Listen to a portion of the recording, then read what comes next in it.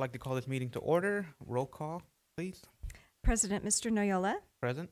Vice President Mrs. Yokoyama Bui, Clerk Mrs. Mendoza, Board Member Mrs. McCatton, Board Member Mr. Nishii, Present.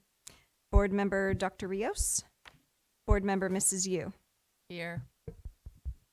Thank you. This evening we will be discussing the following items in closed session: public employee discipline, dismissal, release, evaluation, 8 matters, Government Code Section 54957, conference with labor negotiator, updates on negotiations with ABCFT, AFSDME, and CSCA, Government Code Section 54957.6, and existing litigation. The one matter set to be discussed has been pulled from this agenda. The board will be going into closed session pursuant to Government Code Section 54956.9D1 to discuss 7 matters, but it has been determined that specifically identifying the matters would jeopardize its ability to conclude existing settlement negotiations to its advantage.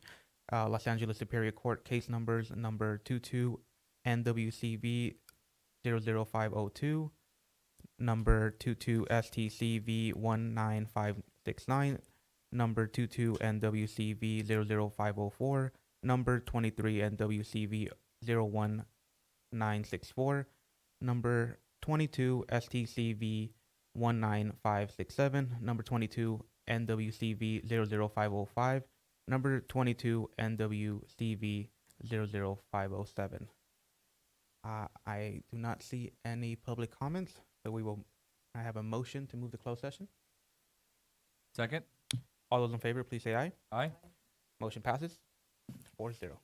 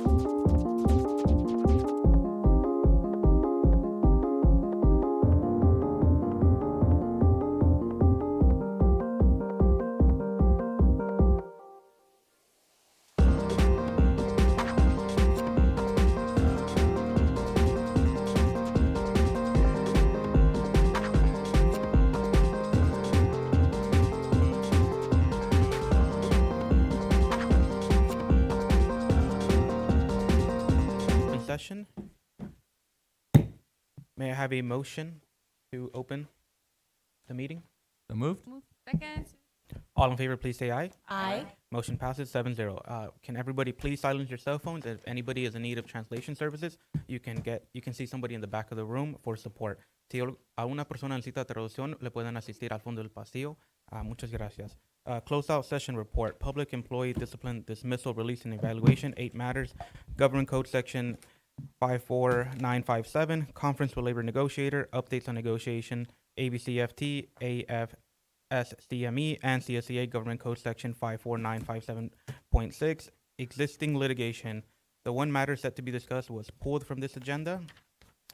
The board met in closed session pursuant to Government Code Section 54956.9D1 to discuss 7 matters, but determined that specifically identifying the matters would jeopardize its ability to conclude existing settlement negotiations to its advantage. Los Angeles Superior Court case number 22 NWCV 00502, number 22 STCV 19567, number 22 STCV 19569, number 22 NWCV 00505, number 22 NWCV 00504, number 22 NWCV 00507, number 23 NWCV 01964. Pledge of Allegiance. Tonight, the Pledge of Allegiance will be led by students by Leo Elementary, who are accompanied by their principal, Dr. Jimenez, assistant principal, Ms. Ellen Fleming, and student leadership advisor, Mrs. Victoria Durarte. Leo Elementary.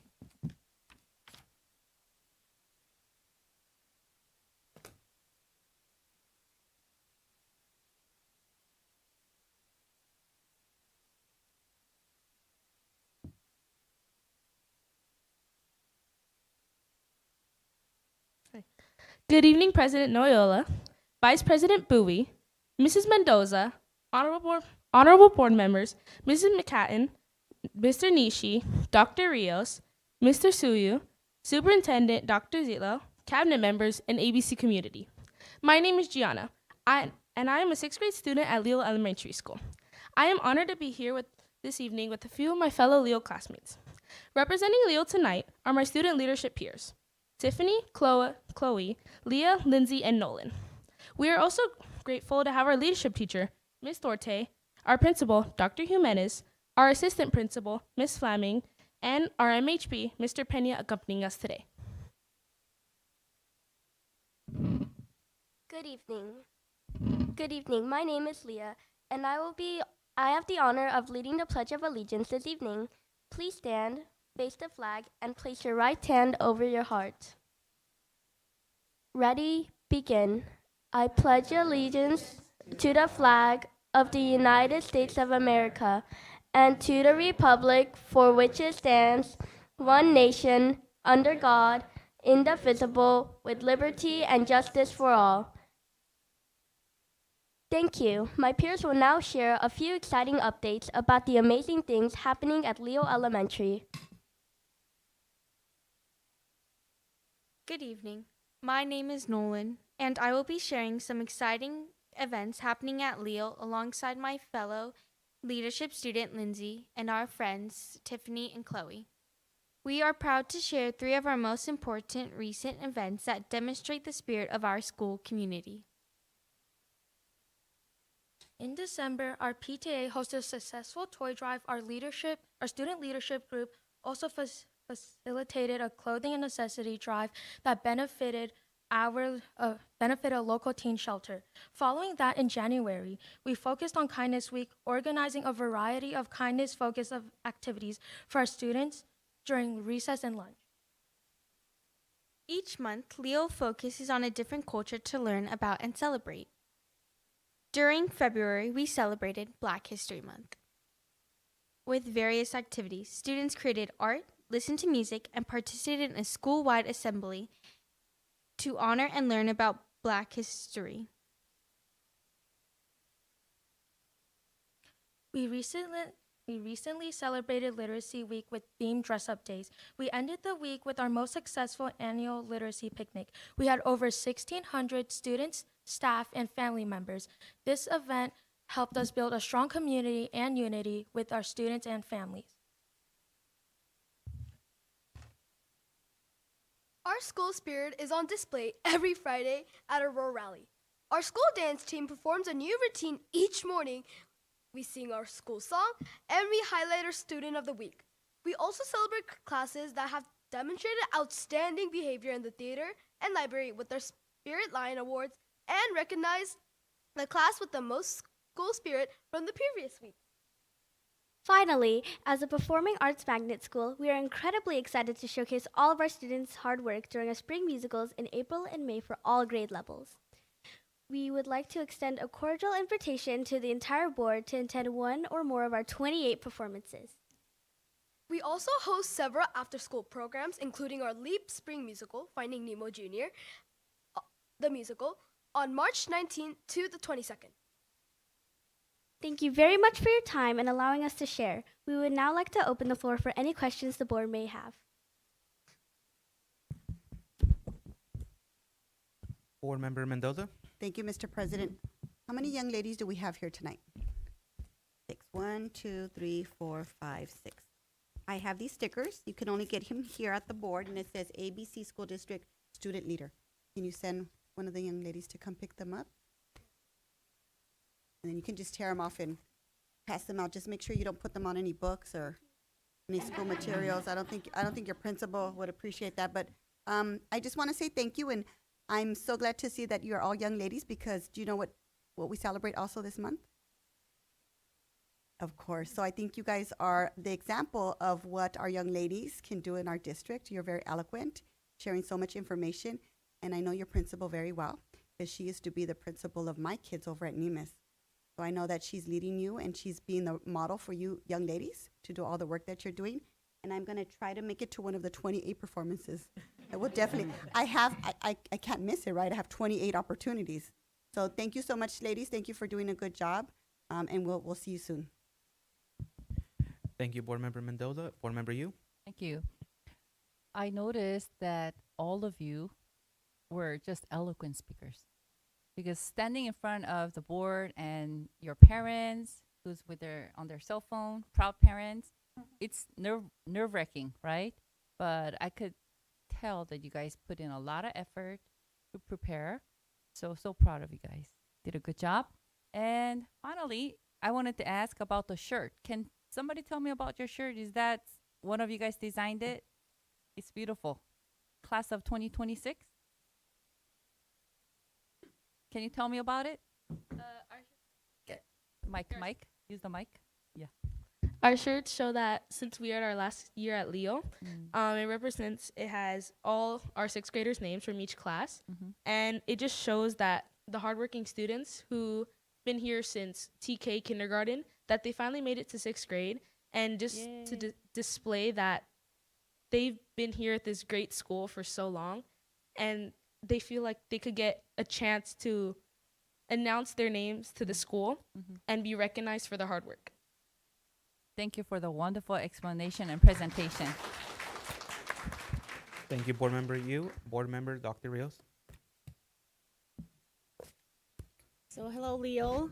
For some reason, you brought me back to when my daughter attended Leo. She graduated from there. She was class president. So it makes me wonder, now she's 26 and an adult, but this is what she would have looked like. Yeah, it's time flies. I do want to give a shout out to your Literacy Week. Like, we talk a lot about the importance of reading, and I don't know that I've heard a Literacy Week being celebrated before. So yay, kudos to your staff who put that together, or if you came up for it. I mean, with that, to your whole school. Awesome.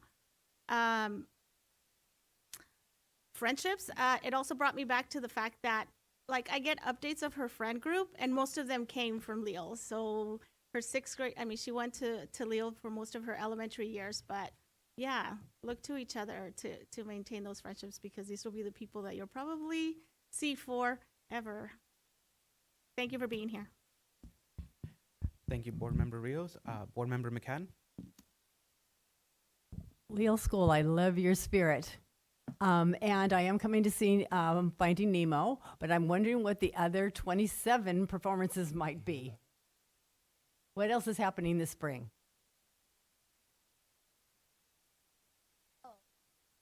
For For sixth graders, we have the case of the missing paragraph. Fifth graders, they do 13 colonies. Fourth graders,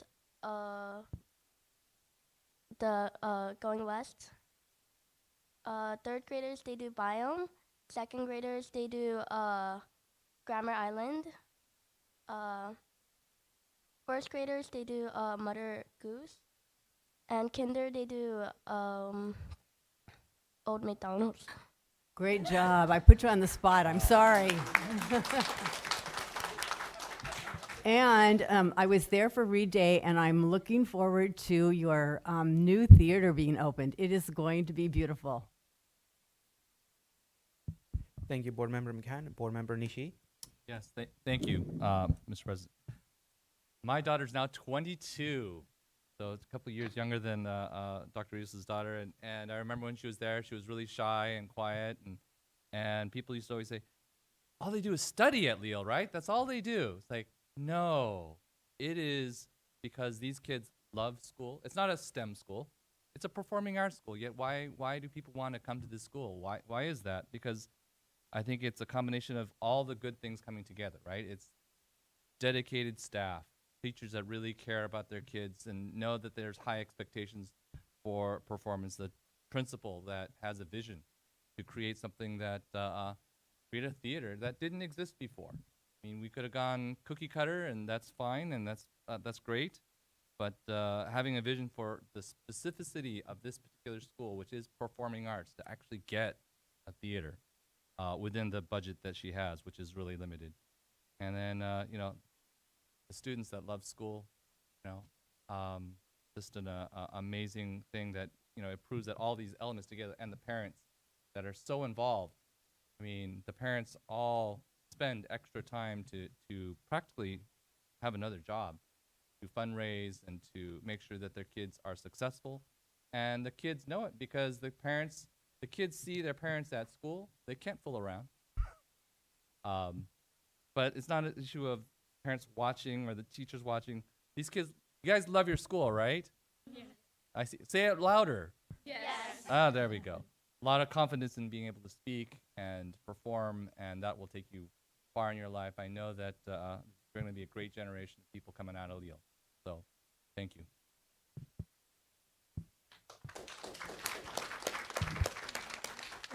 Thank you, Board Member Nishi. Board Vice President Tatiana Yokoyama Bui. Hi, girls. You guys did great and amazing. I see many of you daily, weekly, and I'm so honored to be able to be a volunteer at your school.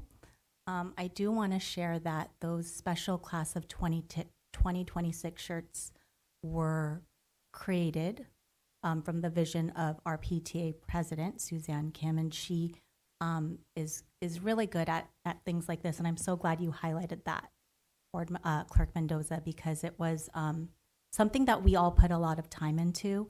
Our Leo students are amazing. We have an excellent village, as many of our schools do, but Leo parents work very, very hard. Are there any parents in the audience tonight that can please stand and be recognized?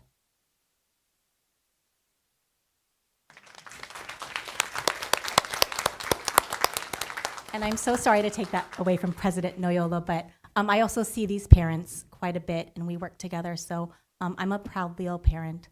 The community is again, we work very hard to give our kids the best. A lot of fundraisers, a lot of work behind the scenes that only PTA parents, only parent volunteers really, really know, understand, and appreciate.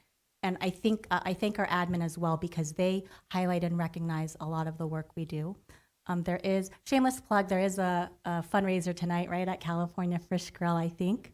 But also, can one of you please repeat when Finding Nemo is, where it is, and so that we can get more advertisement for it? So Finding Nemo will be at Cerritos High School, and the dates that will be performed on will be 19, 18, and the 19th to 22nd. Yes, thank you. And can I get what are your roles? I know 3 of you are in it. What are your roles? So I'm Sheldon's parent, and I'm Gurgle. And I'm Peach. Thank you guys for sharing. Thank you, Vice President. Thank you guys for being here. Leo Lions, you guys are amazing leaders and role models for your campus. And like Vice President Yokoyama Bui mentioned, the parents at Leo, they are a community. They support the students. The alumni come back and try to give back. But our students really take ownership of their school. They are dedicated to keeping their school clean. They support each other by sharing kindness, by being tutors. And last week I did get to see a little bit of that when I went to go read at the 4th grade class. And they were telling me projects that they wanted me to do. They wanted me to fix the benches. They wanted me to fix the water fountains, to upgrade the bathrooms. So they were on it. So these were the 4th graders. These are the future, and they're adamant about taking care of Leo. So thank you for being here. Parents, thank you for being role models and partnering with us and giving us your trust and support. And have a great, wonderful night. You guys did a good job. Thank you.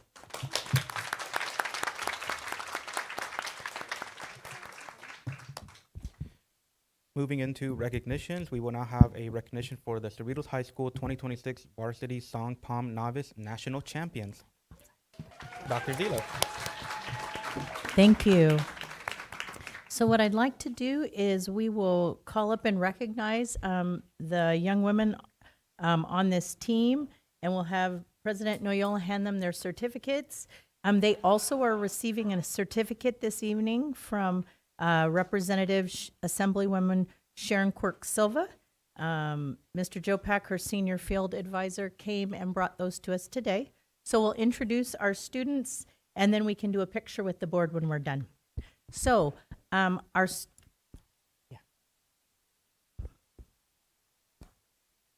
the national champions for the 2026 Varsity Song Palm Novice version, Lauren Arca, Avery Dianson, Karina Diaz, Emily Leja, Charlotte Powers, Annabella Romero, Layla Sabet, Ella Takahashi, Journey Truesdale, Jacinda Ward, and Angeline Yang. Also, their coach is Miss Casey Brickner, and I believe their principal is with them, Dr. Sheena Wise. So why don't we move in for a picture? We can have the students group together, and we'll have the board come up as well.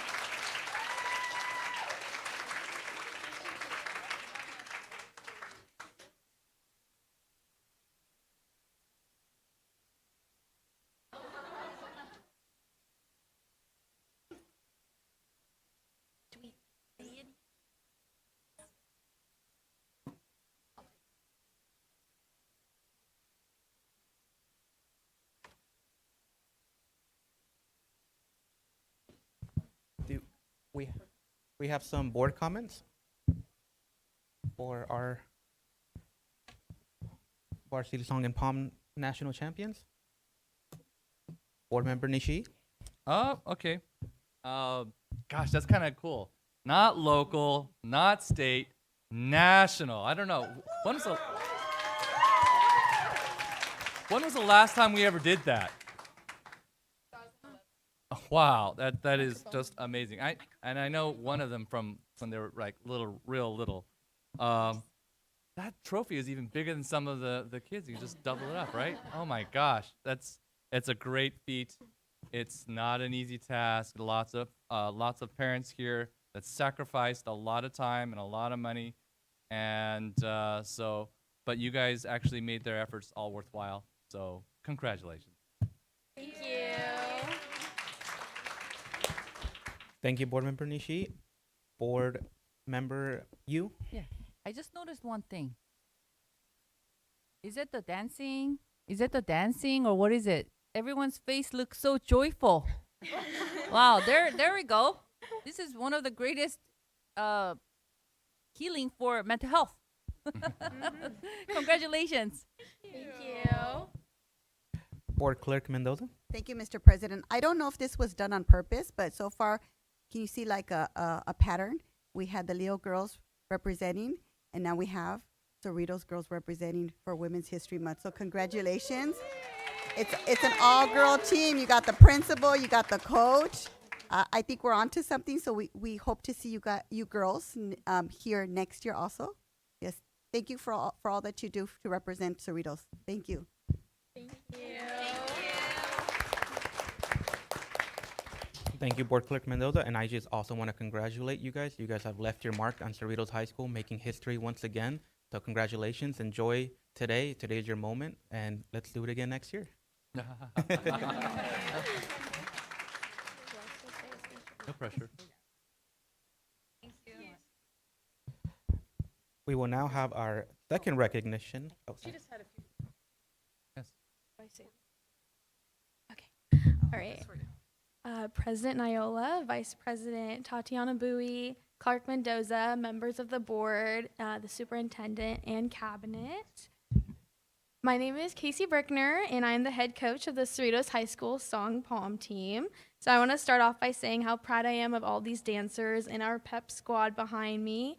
As an alumni of this program, it has been an honor to use my experiences from when I was on the song team and to apply it to highlight each and every athlete's special talents. These girls have been training with me since July, and they have been putting an extreme amount of hard work with practices, with their technique, and their routines. So after winning first place at every single regional competition this season, they were able to achieve the national champion title at nationals, and I'm beyond proud of each and every one of these athletes, and I'm proud of them for representing Cerritos High School very well. So I can't wait to see how the future comes out for us. Thank you.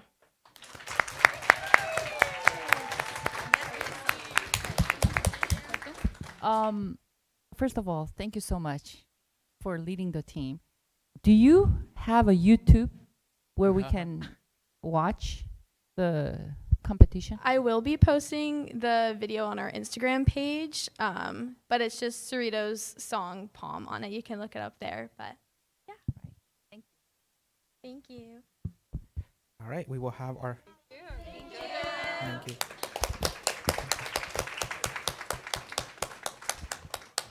Okay, we will have our second Cerritos High School recognition with the Boys and Girls Wrestling CIF Southern Section Individual Champions. Cerritos, Dr. Zilo. Thank you. So we'd like to introduce to you 3 individual CIF champions. Only 2 are here this evening. We'd like to introduce to you Julian Espinosa, a boys CIF Southern Section Individual Champion. Also, we have Kiera Jackson. She's a girls CIF Southern Section Individual Champion.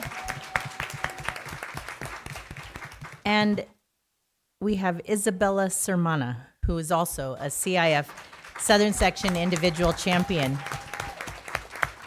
So these students also are being honored by Assemblywoman Sharon Quirk Silva And so we'll take a moment and take a picture, and then we can hear from them. Their coaches with us.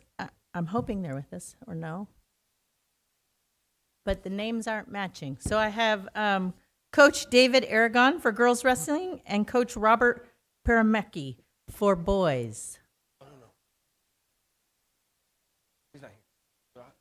Yeah.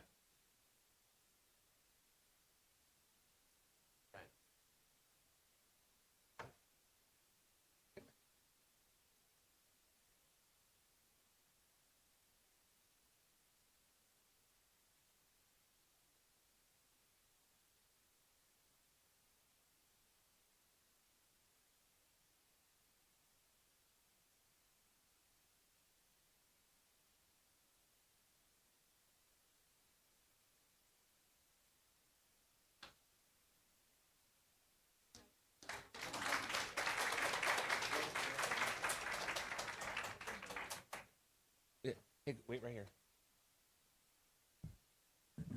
So just to give you guys a little bit of context of why this is so monumental, on the boys' side, he's the first CIF champion in 42 years.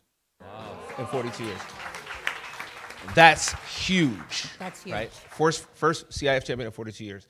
And then also Nakira Jackson, she's only a junior. And for her to achieve this as a junior just means that there's a state title coming next year.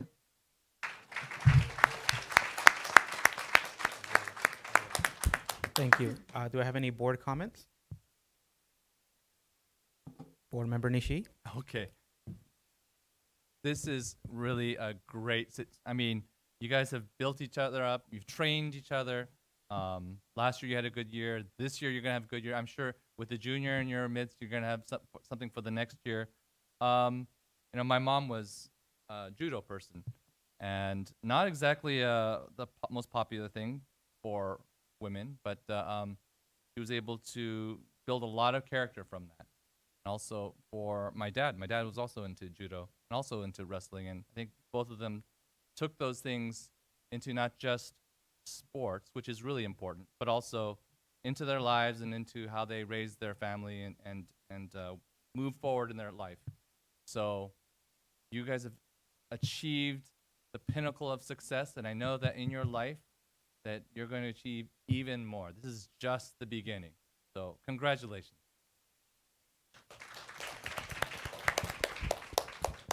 Thank you, Board Member Nishi. Board Member Yu? Yes. Congratulations. And truly, it's a reflection of your character and perseverance. And I would like to hear how you guys train. How is your schedule throughout the week? We practice every weekday at school. And then sometimes, like, if you want to do extra practice, we practice, like, on Saturdays and Sundays. Not at school, but at, like, different clubs. So it's many hours. Yes, many hours. Thank you. Yeah. Good job. Good job. Thank you, Board Member Yu. As a former wrestler, Board Member McCann? I just want to ask, do you think you'll continue wrestling when you get to college? Yes, I'm going to continue wrestling in college. And I will too, yes. okay, I'm glad to hear that. So what do you think is the main thing that wrestling has taught you? What has it taught you in life? I think for me, the main thing it's taught me is, like, doing hard things, like, try to make it fun, and you'll be able to get through it. And yeah. Nice. Okay. For me, it's determination and punctuation. It teaches you not only how to persevere, like he said, but also to basically have and be on time for your personal life. Every day for school, when you graduate for college, all of that.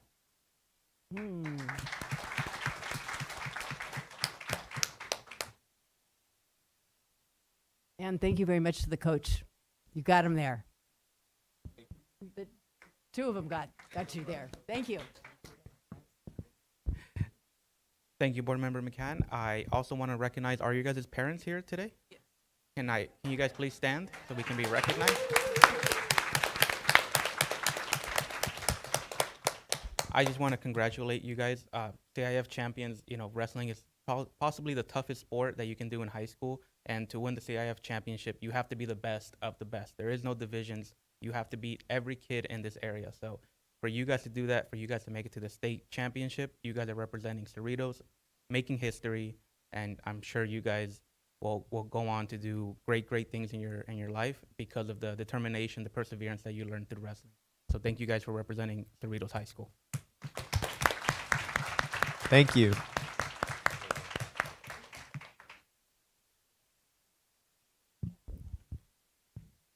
Okay, we will now have a presentation on Spotlight in Teaching, LCAP Stories, Student Voices and Supports, Dr. Castro.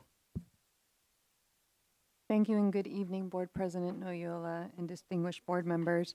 I'm excited to bring you another showcase of our LCAP stories. This one again focuses on Goal 2, connectedness, and it really highlights the opportunities that the LCAP provides to build community for our students, as well as help lift up our students' voices through the various ways that they can provide input. You'll see that our equity officer is also highlighted in the video, and you'll see our new mentoring program also highlighted in the video today. So without further ado, I think it's almost ready. Once again, our world premiere of our LCAP stories.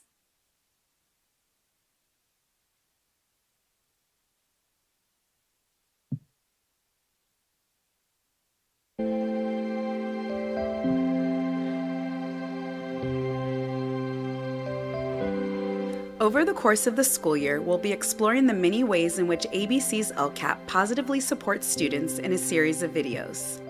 Goal 2 of ABC's LCAP is connectedness and features an action entitled Community Culturally Affirming Celebrations and Activities, supporting student agency across several domains. Our LCAP establishes these opportunities for students to coach others, develop and share their voice effectively and productively in uncertain times. There is compelling research that suggests that multi-age learning, mentorship, and other collaborative activities build social emotional growth, leadership capacity, increased likelihood to college attendance, improved academic success, and ultimately increased earnings and social mobility in adulthood. Camino al Éxito began from one of our board members, Dr. Olga Rios, and the vision that she had.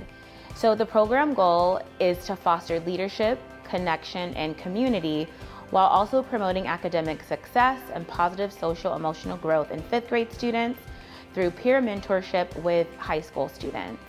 The Camino al Éxito program pairs 5th grade students with high school students with focus areas on academic skills, in AVID strategies, communication, social emotional learning, confidence, preparation for middle school. I feel like having a mentor means a lot to me, that I have someone to help guide me and socialize with, and really it's kind of meaningful, you know. Having a mentor to me is like an older friend. One goal my mentor has helped me work to is trust. The advice that my mentor gave me is to be kind to everybody. I decided to be a mentor because I feel that it's important for the youth to have someone to look up to, someone to be there for them and give them guidance to this transition to 5th grade to 6th grade. And I feel like it's really important, as I feel that as well because I don't have any older siblings. So for me, you could say it was difficult trying to navigate by myself on what I was supposed to do, what I'm not supposed to do. It has opened my heart to like all these different kids and different experiences, and it warms my heart knowing that, you know, they take in what I'm telling them or advice I'm giving them, and it really, I don't know, it makes me feel really good to know that my help is helping these kids. This year's Student Voice Forum, we facilitated those groups using the World Cafe model. And the purpose of our Student Voice Forums is to authentically engage students as partners in shaping equitable, inclusive, and effective school programs and services through structured dialogue and feedback. Voices United is an empowering conference that brings together ABCUSD students and youth committed to creating meaningful change through collaborative education, intersectional advocacy, and effective action. This event is open to all ABCUSD high school students. By intentionally creating spaces for students to speak, lead, and advocate, We are hoping that they will develop confidence and self-advocacy skills that will serve them in college, career, and in life. Also, we hope to strengthen their critical thinking and communication skills, which are needed to navigate complex environments. In addition, we are hoping to build leadership capacity within our students so that they understand how to engage constructively in their communities. Lastly, we hope that they will recognize their agency and impact, knowing that they can influence systems rather than simply existing within them. In ABC Unified, we believe in developing the whole child and supporting them as they learn and grow. Our LCAP Goal 2 is essential in this work, and the efforts to provide mentorship, community engagement, and leadership opportunities for all our students is a testament to that work. Being a mentor has helped me grow because it opens my eyes to what these kids are experiencing and seeing. Through the ABCUSD LCAP, we're dedicated to enhancing teaching and learning. One vision for all students. Visit abcusd.us/LCAP to see how ABC is raising up student leaders and amplifying their voice.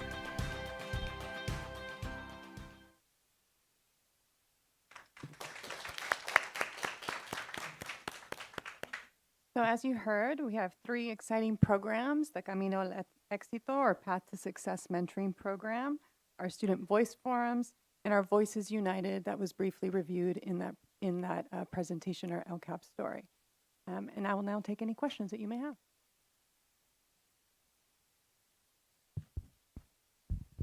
Board Member Rios. Thank you for the shout out. As you know, all of us are up here hoping that our work is meaningful and that, this work kind of leaves the legacy of us making a difference and giving back to our communities. But I know that the work is being done by Dr. Castro and our equity officer and all the staff at all the schools that make programs happen and make them a reality. I'm super proud of us for doing this work. It makes a difference. A lot of us are not the norm, the exception. And I know it takes programs like the Camino al Éxito, like the mentoring program, to make kids' dreams come true. To see beyond what the reality is to what they could become. And so I'm really proud of this. Again, thank you for the video, whoever put it together. I mean, they say a picture says 1,000 words. Well, I don't know what a video does, probably times 1,000. So thank you. Thank you, Dr. Rios. Thank you. And in addition, a special shout out to the specialized support counselors that were part of the planning committee from Artesia, Melbourne, Aloha, Willow, and Palms that helped organize all the activities with the kids across the different schools. Thank you, Dr. Castro. Board Clerk Mendoza. Thank you, Mr. President. I want to echo my colleague, Dr. Rios. I hope that we can share that video to show our community that beyond, amazing schools, we have programs that support our students. I think, and share with the parents, because, if I'm a parent and my child is in that video, I'm going to share like 100 times. So I think just getting the word out that we have these kinds of student voice programs, I think is going to mean a lot to our community. Thank you. Yes, and just to that point, it is up on our website now and on our YouTube channel. So families can access it. We'll continue to try to promote it and get it out there to our surrounding communities as well. Thank you, Board Member Nishi. Thank you, Mr. President. Yes, I'd like to thank Board Member Dr. Rios for bringing that program and assisting, because it's not just what we do up here on the dais, it's what you do also outside into the community, and not just being a leader, but also being able to be leading in the particular places that we're at. So that is an amazing thing. She even brought us the equity officer. So it's an issue of you have a position, but also you're going out there and continuing on with the work and working with staff and working together with everybody, which is, I think, a really important thing.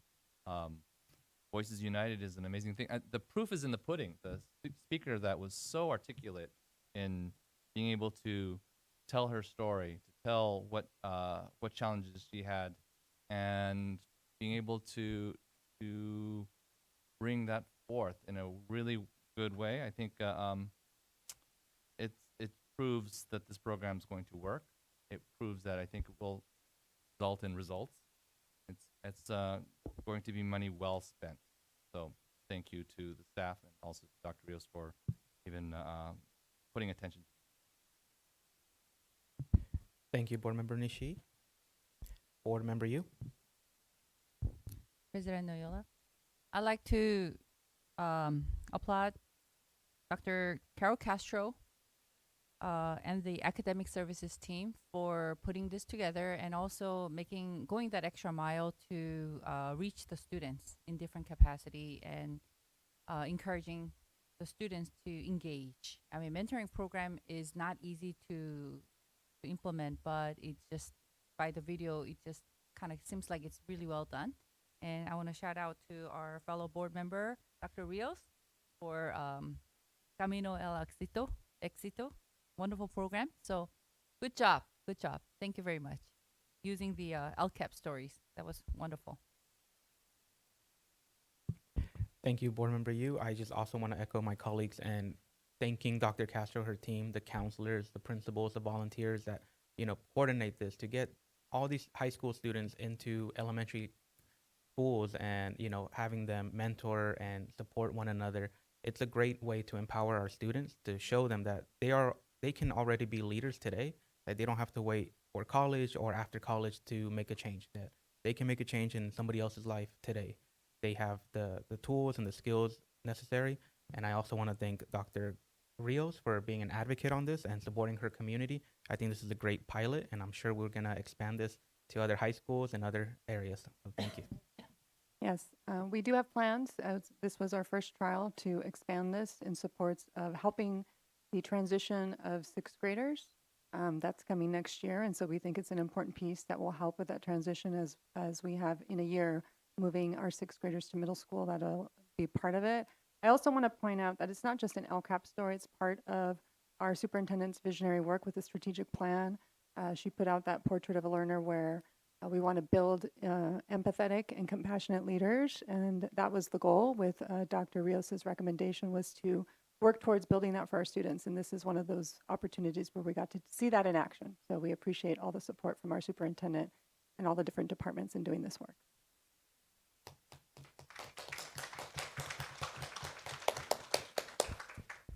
All right, thank you, Dr. Castro. We will now move into approval of the agenda. May I have a motion to approve the agenda for the regular meeting of March 10th, 2026, removing item 4.6A?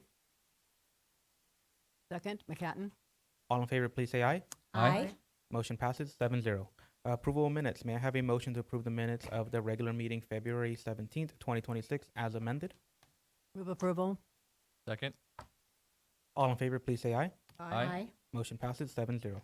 May I have a motion to approve the minutes of the special meeting on March 3rd, 2026? Move approval. All in favor, please say aye. Aye. Motion passes 7-0. Middle school activity reports. Haskell Middle School leadership students will present a report on school activities, including academics, athletics, and extracurricular activities. So ASB President Skylar Marbut and ASB Vice President Elijah Garcia. You have the floor.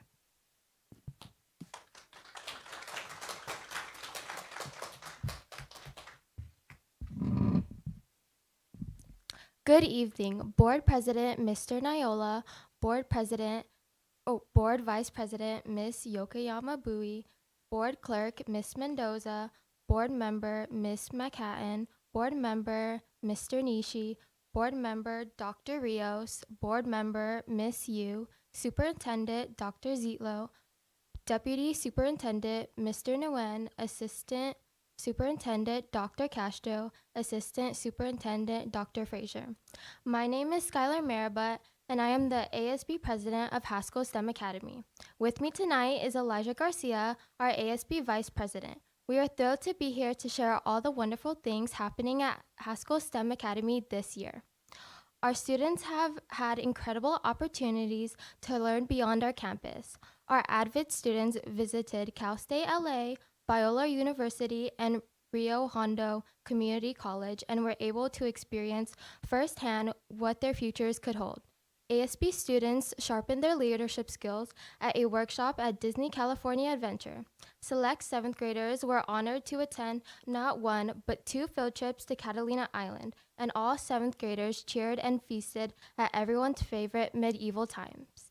Our advanced band performed the national anthem at Angel Stadium, and our CTE students explored the Academy Museum of Motion Pictures. What an incredible year of adventures.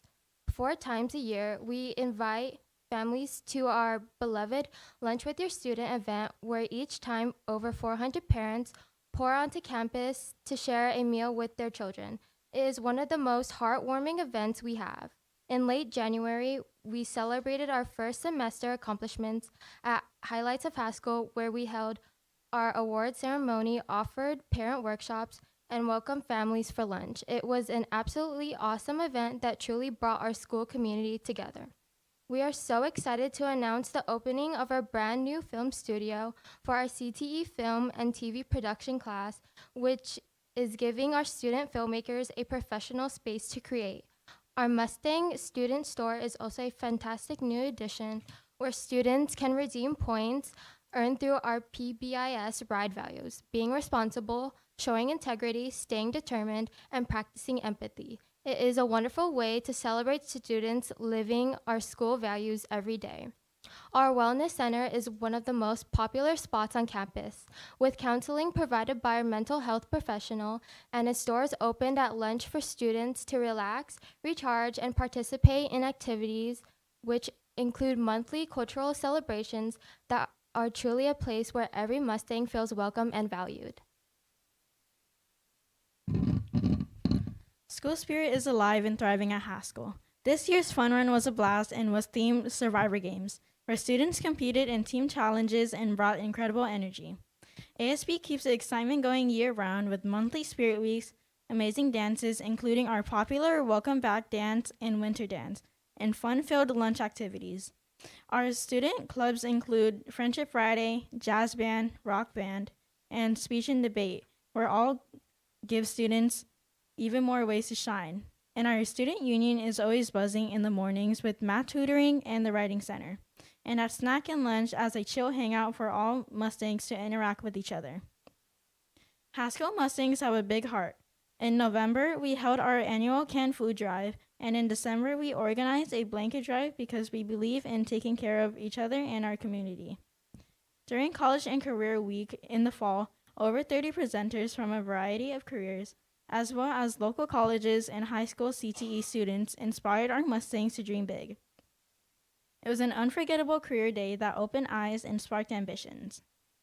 With over 160 students enrolled, our ABC Excels after-school program is thriving. From culinary club and Conga Kids dancing to DJ Scratch, esports, and championship sports teams, there's something for everyone. And inside the classrooms, the energy is just as electric, where students are exploring Latin culture in Spanish, conducting science labs, and preparing research projects for our upcoming research symposium on March 27th. We also had the profound honor of hosting the Day of Remembrance, an experience that had left a lasting impact on our entire school community. As we look into the spring, we are so excited for our spring showcase, Mustang Achievement Awards, promotion dance, and of course, our promotion ceremony in May. The best is truly yet to come for the Haskell Mustangs. Thank you, Board President Nyola, board members, Superintendent Dr. Zietlow, and distinguished guests for your continued support of Haskell STEM Academy. We are proud to be Mustangs, and we are grateful for everything you do to make our school great. Go Mustangs!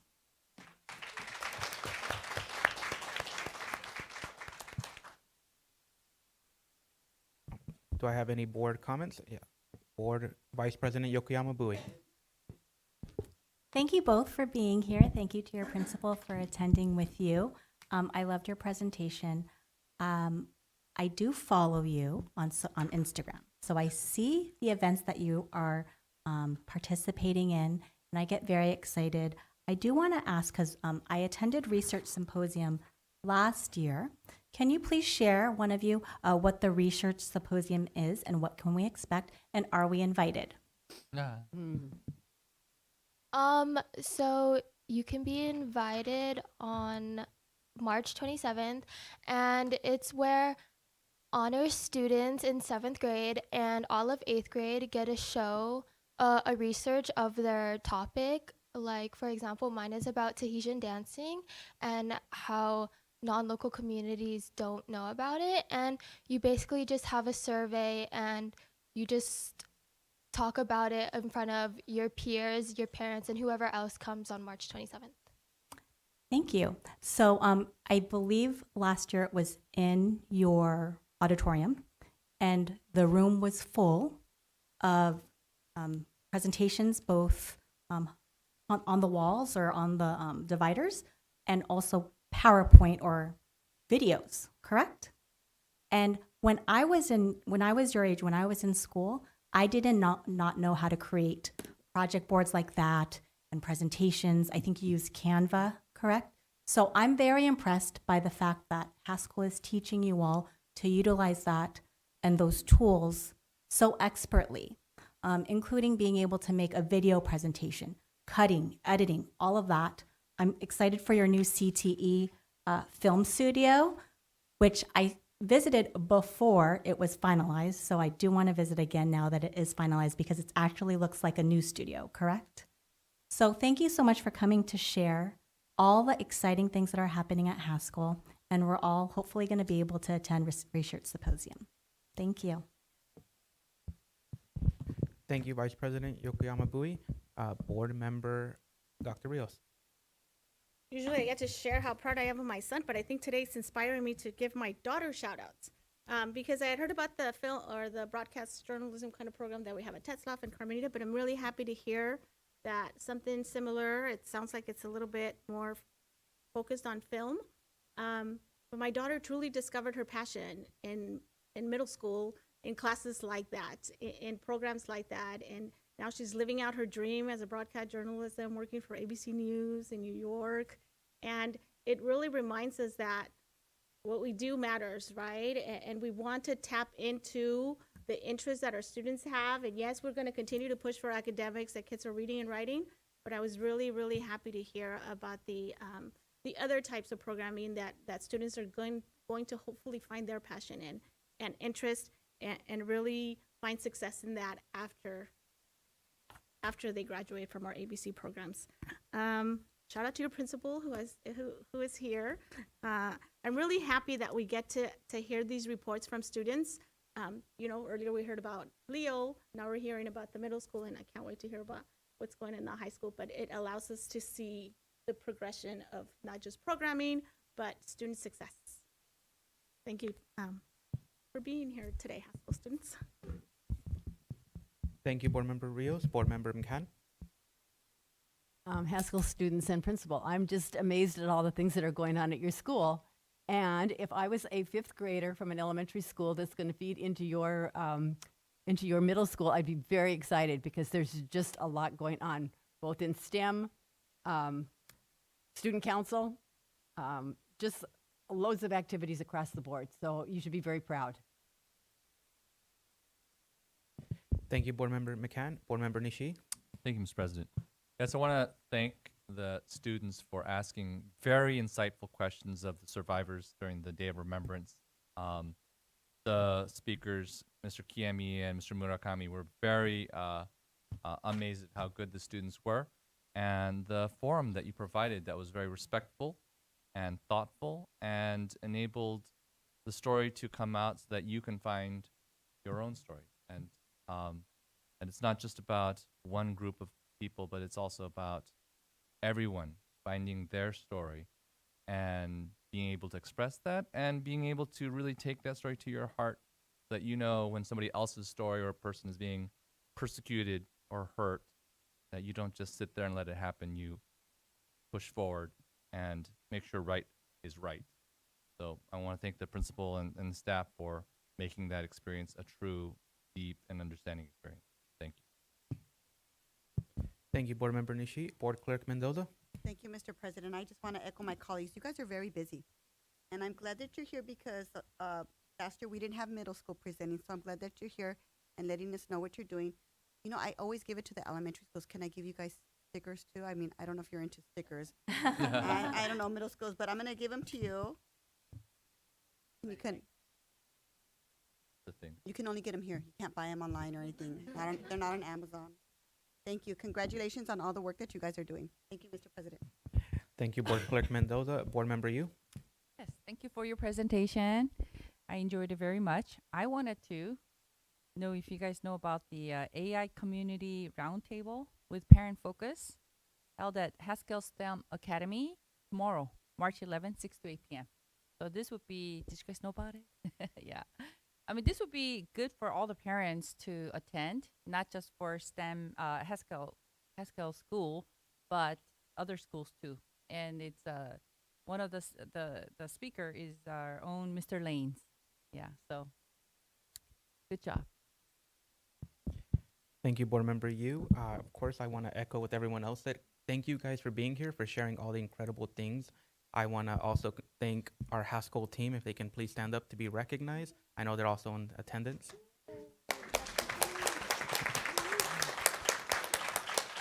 I know it's a team effort. You guys are doing so much on campus and also off campus. You guys have an amazing field trips. I had a question for you guys. You guys said that the Wellness Center is the student's favorite place on campus. Can you tell me why that is? Okay, so in the Wellness Center, we have like our mental health professional where she's like hosting games or like she's like giving out candy and like she's like letting all the students like show like who they are and express themselves.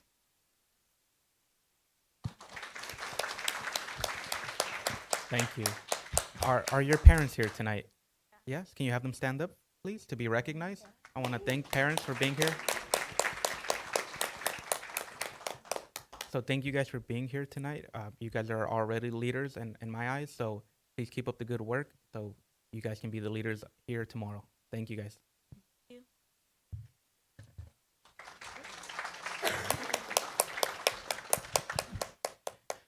We will now hear from our student board representatives from Whitney High School, Mr. Irene Jane and Omar Lal.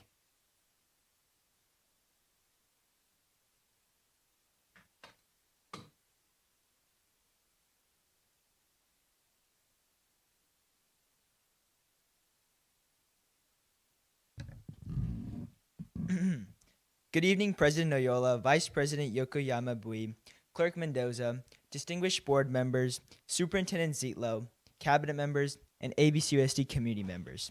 My name is Irene Jane, and this is Om Lala, and we both serve on Whitney High School's ASB.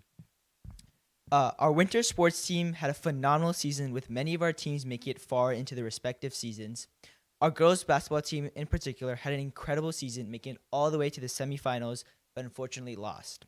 Our boys team also had a phenomenal season and placed 4th in the league, just short of CIF playoff contention. Both teams have represented our school with pride throughout the season. This past week, our school held its annual ASB elections with various people running for class and executive board positions. Both Om and I ran for positions, and as you can see, Om has bleached his hair blonde, showing his dedication and commitment towards our school. In addition, I had a Megamind themed in which I had to paint myself blue to show my passion and immerse myself into the election environment. Thank you, Superintendent Zietlow, for visiting us last Thursday to see our Whitney culture at its core and to see me blue. Whitney High School recently held its open house, inviting new families, parents, and guardians for an engaging evening on campus. From showcasing our wide curriculum all the way to its vast extracurriculars, Whitney's eccentricity was broadcast all night. Parent organizations like our PTSA were on site with resources and information on how parents could stay involved. Thank you, Clerk Mendoza, Board Member Yu, and Mr. Wynn for attending our event. Along with that, just 2 weekends ago, Whitney held our annual talent show with the Phantom Interlude theme. Whitney's culture clubs participated in creative and lively dances with intricate storylines, allowing the audience to become a part of each act. In addition to our culture clubs, we had individual performances of singing, instruments, and dancing. All of these performances put together with our wonderful MCs made it a memorable experience for our Wildcats. Recently, Whitney held its annual homecoming weekend. This consisted of both our homecoming game and homecoming dance. This year, we played against Cerritos High School. Although our girls and boys basketball teams played hard and the win went to the Dons, morale and spirits remained high. The next day, we we had our homecoming dance at the Skylinks in Long Beach, with the theme being Moonlit Lagoon. Given the nature of our school and homecoming being a high school only dance, we recently held our middle school social. This was an event put on by our middle schoolers for our middle schoolers, which was held off campus in the Cerritos skyline. The dance theme was A Walk in the Park. 2 juniors, Dia Badani and Shrevya Sethi, have qualified for the 2026 State Debate Championship. This is their 3rd time representing our school. Just 2 years after its inception, our MUN has reached the maximum honors any program can reach, sending 15 students in 2 weeks to compete at nationals in New York City. Our school also bolsters a strong Cyber Patriot team, where a team of 4 juniors and 1 sophomore placed top 16 nationally in the cybersecurity competition. We are proud to announce that Whitney has retained its academic ranking of number 1, earning the title of best middle and high school in the state of California. Additionally, Whitney is ranked number 16 nationally. Today, we were named a California Distinguished School for closing the achievement gap. As of our 50th anniversary, Channel 4 News, with alumni reporter Hetty Cheng, visited and broadcasted their experience, talking with several students and members of faculty. We truly appreciate the opportunity to share ongoing events at Whitney with you all today. Thank you very much for giving us the stage to present, and we appreciate your time. Thank you. Do I have any board comments or questions for our Whitney representatives? Board Clerk Mendoza? Congratulations. I like the blonde hair. I wish I could have seen the blue. Do you guys want stickers? Of course. Okay, come on over here. Okay. Here you. Remember, don't put them on school materials. Okay. Thank you, Mr. President. Thank you, Board Clerk Mendoza. Board Member Yu? Wow, gentlemen, you guys did an awesome job with your presentation. Are you guys both in the speech and debate team? Because you guys speak very eloquently. Thank you. Yeah, so some of the things, accomplishments that you shared, that's just amazing. So just want to share. How many AP classes do you guys take? This year? Yeah. I'm in 5. 5. Wow. I'm taking 4. Wow. How many hours do you guys put into studying? Too many. Yeah, I have to agree on that. A little bit too many hours. I want to. It's very amazing to do it, but it's also a lot to do. But it's obviously Whitney High School, so we love it. Wonderful, wonderful. Well, thanks to your parents and supporting you and pushing you. But you guys both look like you're very happy, well-rounded, accomplished young men. So good luck. Thank you. Thank you, Board Member Yu. Board Member Nishi? Thank you, Mr. President. Yes, I wanted to thank the principal also for hosting a day of remembrance at the Whitney. It was, I saw it before. I was like, oh, it's just a stage, nothing there. And then suddenly within the next time I came back, it was a full set with very respectful things. So that way people are visual, and it's not just a piece of paper. People forget that. You see a impacted statement, treat it with respect. The speakers understand, the audience understands, and I think the community understands. Once these 2 leaders and the rest of the community go out and talk about what they saw, what they experienced, and again, these leaders will make a difference in this world. They will make our place a better place, and I am very thankful for all of the efforts that Whitney has been doing, not just being number 1 academically, but also creating really number 1 people. And that happens at Cerritos High School, happens at all our schools, where we make the effort to go beyond. Again, academics are super important, but creating ethical people will stand up, keep our country strong. Thank you. Thank you, Board Member Nishi. Board Vice President Yokoyama Bui? Thank you for coming here and speaking and sharing about all the fun things going on in your school. And when I'm a proud Whitney alum. So when I hear the elementary schools talk, I see the work behind that. So I want to ask, as ASB, and forgive me because it's been like 30 something years since I've been at school, are you organizing a lot of the events? Do you get a lot of the help from the admin? Do you get a lot of help from your parents? Like how much of that is your hard work and time?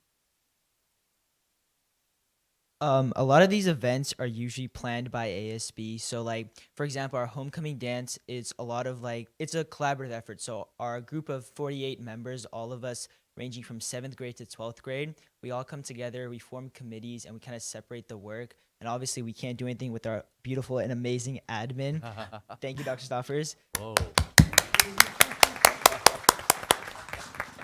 But it's also like outside of ASB, it's our community that shows up for us, that shows to these events, because although we may plan it, we also need our students to show out for us, and we truly appreciate their effort in coming out and supporting us. So it's kind of like a whole school effort, and we just love it. It's just a beautiful culture.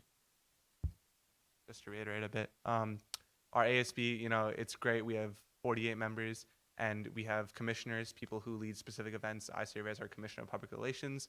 Earlier for Whitney Elementary Leadership Conference, I was in charge of, planning logistics, but it really wouldn't come to life without everyone, putting everything into it. It's just one big collaborative effort.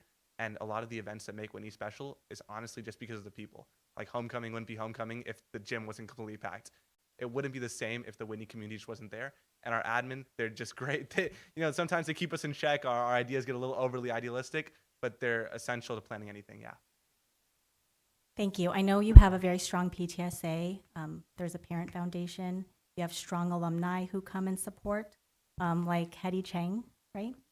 I do want to note, because when I was in school, so sometimes I'll remember little memories. Middle school social was not for both 7th and 8th. We had 8th grade social. So it was basically like our 8th grade promotion dance. So I'm glad to hear that you guys are including the junior high kids. And then next year, or in a couple of years, it will probably be 6th through 8th, right? Mm-hmm. And I do want to highlight as well, because I know we've been talking about mentors and high schoolers, really encouraging them to mentor our younger kiddos. And so I do want to thank you all, because I know at the high school community, you all serve daily as mentors to, the 7th and 8th graders. So continue to be positive role models, continue to be, good beacons so that they know how to follow in your footsteps. So thanks. Thank you, Vice President Yokoyama Bui. Board Member McCann. Thank you very much for your report, and thank you for your leadership. I'm hoping that the blonde hair and the painting of the blue paint paid off in the long run. Even if it didn't, and you didn't get elected to your office, I'm sure you will still be there in some capacity to follow through. But I do appreciate your commitment, that much commitment.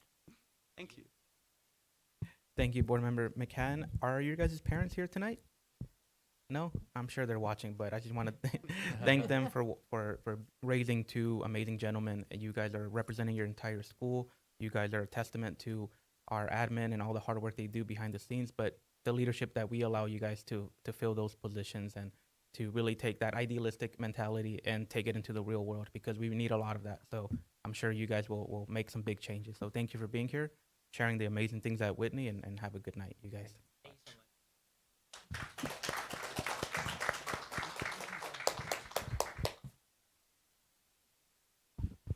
We will now have our board reports, our president's report.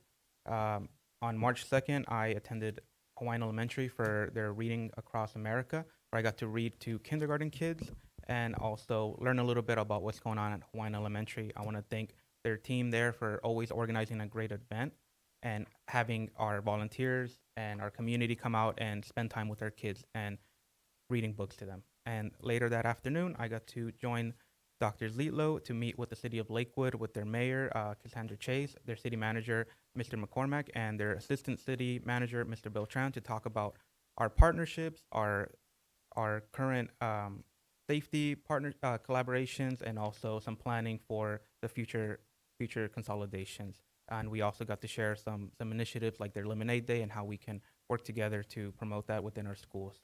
On March 3rd, I got to meet with Dr. Zilo again, with the City of Hawaiian Gardens with their mayor, Mayor Del Rio, Councilmember DePaula, and City Manager Marquez. We continued our partnership and collaboration with the city on their extracurriculars and how we can align ourselves to be more cohesive and aligned, and discuss steps for future changes to our district. And on March 4th, I was joined by many of my board members here to read at Leo, where I got a little behind the scenes of the Performing Arts Center. I want to thank Dr. Jimenez, who was here tonight, to giving us that time to really put into perspective how much how much performing arts means to Leo and all the work that our families, our parents, our students put in, and that this performing arts center is going to be a transformative place for kids to really get together and share amazing stories and song and dance. And that with that, I will pass it on for Dr. Lilo and her report. Thank you. Good evening, everyone. Since our last meeting, we have finished meeting with all of our school principals, hearing their mid-year updates on student progress. Currently, we are in the beginning stages of assessing that benchmark data that just completed last week for English and math. And so it was nice to hear principals' thoughts in regard to adjustments they're working on, things that teachers are working on to make sure that our students who need support have that, so that they can also demonstrate their learning and growth this year. I continue to visit schools, and I love going and visiting classrooms to just see what it is our students are engaged in learning. Using our engagement pillar, thinking about what we're asking students to do, how we're asking them to interact with one another has been just wonderful. I have 4 schools to go.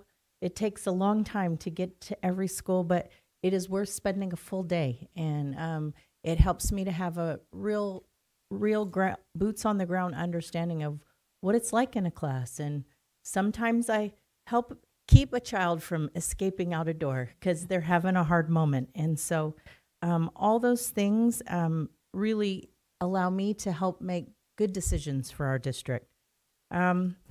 I also just want to remind our families, as we are continuing to see various challenges in our world, we know that they impact families differently.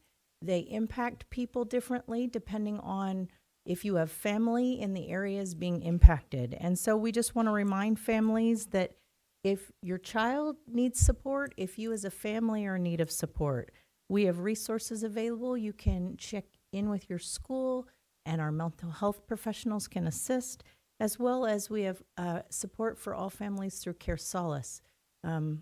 We don't know what you might be experiencing, but we have people available to support throughout our district. In addition, I just will remind our families again that we will continue to follow the law. We will continue to ensure that all students, regardless of background, regardless of beliefs, race, immigration status, are provided with the best possible education in a safe space. We will continue to monitor that. And if we have any families who are in need, maybe they're in need of food, clothing, other types of support, please reach out to your school site and we will connect you with our ABC Community Center for support. And that is my report.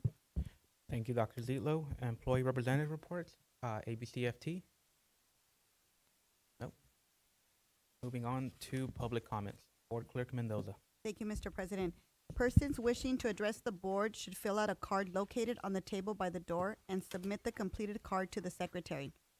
Speakers will be called in sequence during the public comment section or prior to board discussion on an agendized item. The board shall provide 1 hour for speakers to address non-agendized items. Each speaker is limited to 1 presentation of 5 minutes or less. Those who have a group concern are encouraged to select a spokesperson to address the board. Should there be more than 15 speakers for non-agendized items, individual speakers shall be allowed 3 minutes to address the board. In order to ensure that non-English speakers receive the same opportunity to address the board, any non-English speaker who utilizes a translator shall be provided twice the allotted time to speak. Please remember that the board is unable to directly respond to comments made during the public comments section. In addition, the district does not verify the accuracy of the statements made during public comments. Persons wishing to address the board on a specific agenda item at the time the item is under discussion are limited to 5 minutes each and will be called to speak following the staff comments and prior to the board's discussion and taking action. The board shall provide 30 minutes for speakers to address agenda items. Should there be more than 6 speakers for agendized items, individual speakers shall be allowed 3 minutes to address the board on the item. Adverse remarks about a person's race, ancestry, ethnic group identification, religion, color, national origin, sex, sexual orientation, gender mental or physical disability, or age may not be made. Please avoid remarks or charges which reflect upon the character, motives, qualifications, or ability of any school district employee, regardless if the identification is by name, position, or other reference. Such comments may be presented through the proper administrative channel set forth in Bylaw 9323. And we do have two speakers. Our first public comment speaker is Sonu Burava. I'm sorry. And there's going to be a timer on the podium.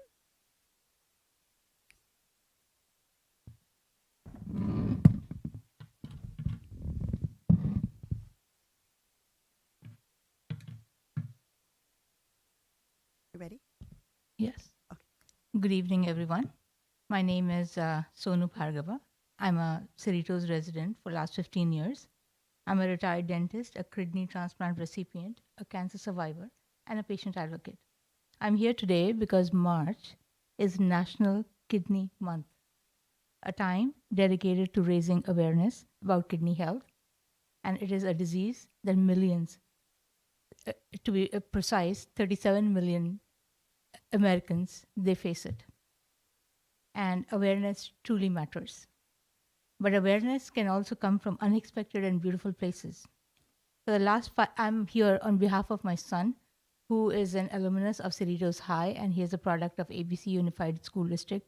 And today he is a senior at UCLA, and he'll be graduating soon. And for the last 5 years, my son Soham has been using origami art to raise kidney health awareness.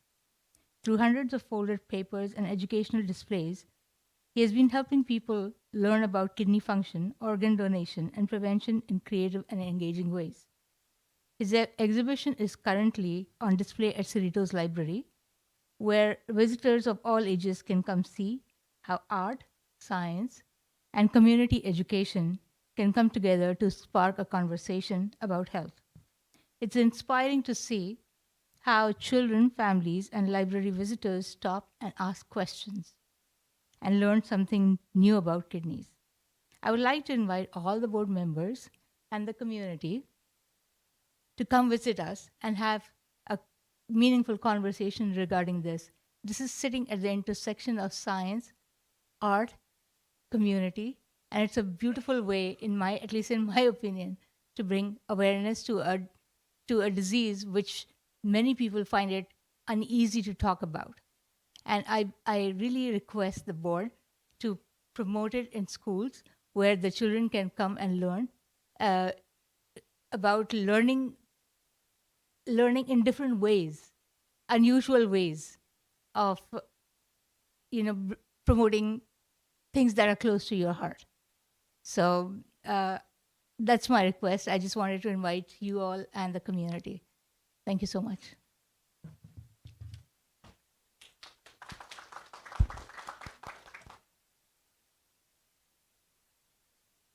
I want to make one comment. President Noyola, may I? Is this comment responding to that? Yes, yes.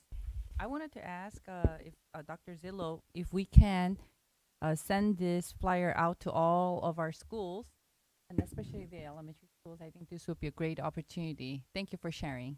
We can work with the company to go through our process. My question was the same, Mr. President, if we could just distribute it throughout the district for our students. Thank you. Thank you for bringing this to our attention. Our next speaker is Brian Jernigan.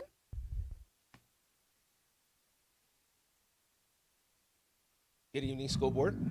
I just wanted to say thank you for honoring our athletes and our cheerleaders today. It was a wonderful experience and a great experience that they'll remember forever.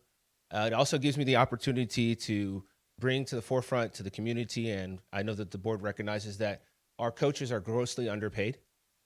We were doing the calculation with Coach David Aragon, who's the head girls wrestling coach. He makes $4 an hour. That's well below minimum wage. And in order for us to bring quality coaches who have a very close relationship with their athletes, quality coaches into the district, we have to consider increasing their pay rate. It's not only does he only make $4 an hour, he takes off time from his regular job, so he's actually losing money in order to coach our young ladies. Our kids have gone on to wrestle in college. The cheerleaders, we have scholarship cheerleaders, we have scholarship football players, and every one of those walk-on coaches is making less than minimum wage. And that's totally unacceptable in today's day and age. If we had myself when I coached, I'm a teacher, so I get paid time off to go coach. But when we try to bring on walk-in coaches and we say, hey, we're going to only give you a small stipend of $2,000 a year or $3,000 a year, it's impossible for us to bring quality coaches to our campuses. Coaches make good programs. Good programs bring athletes from other districts into ABC Unified, who's currently in a declining enrollment status. If we cannot keep our programs up to par, I'm sure that we're going to start losing programs, or we're going to start hiring coaches that don't have our children's welfare in their best interest. So as we think about how beautiful it was in the start of the ceremony and honoring all these athletes, behind every great athlete is an amazing coach. And behind every amazing coach is a staff, system, pay rate that supports that coach being great. So please, please, please, please, over the course of the next few years, let's consider changing our coaching status and our stipends. Thank you. There are no more public comments, Mr. President. Thank you, Board Clerk Mendoza. Consent calendar. May I have a motion to approve the consent calendar?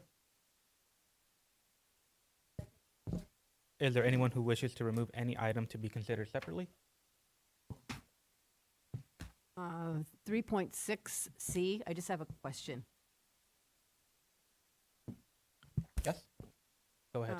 Okay, from what I could tell on that, I think that there's just like one person that got added to that list of people that would be employed under contracts with special education consultants. But I just want to make sure that that's true.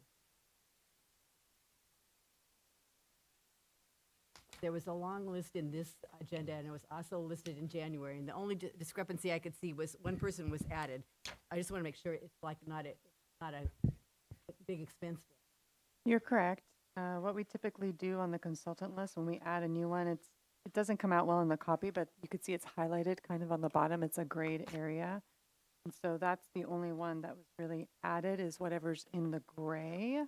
The rest have been continuing.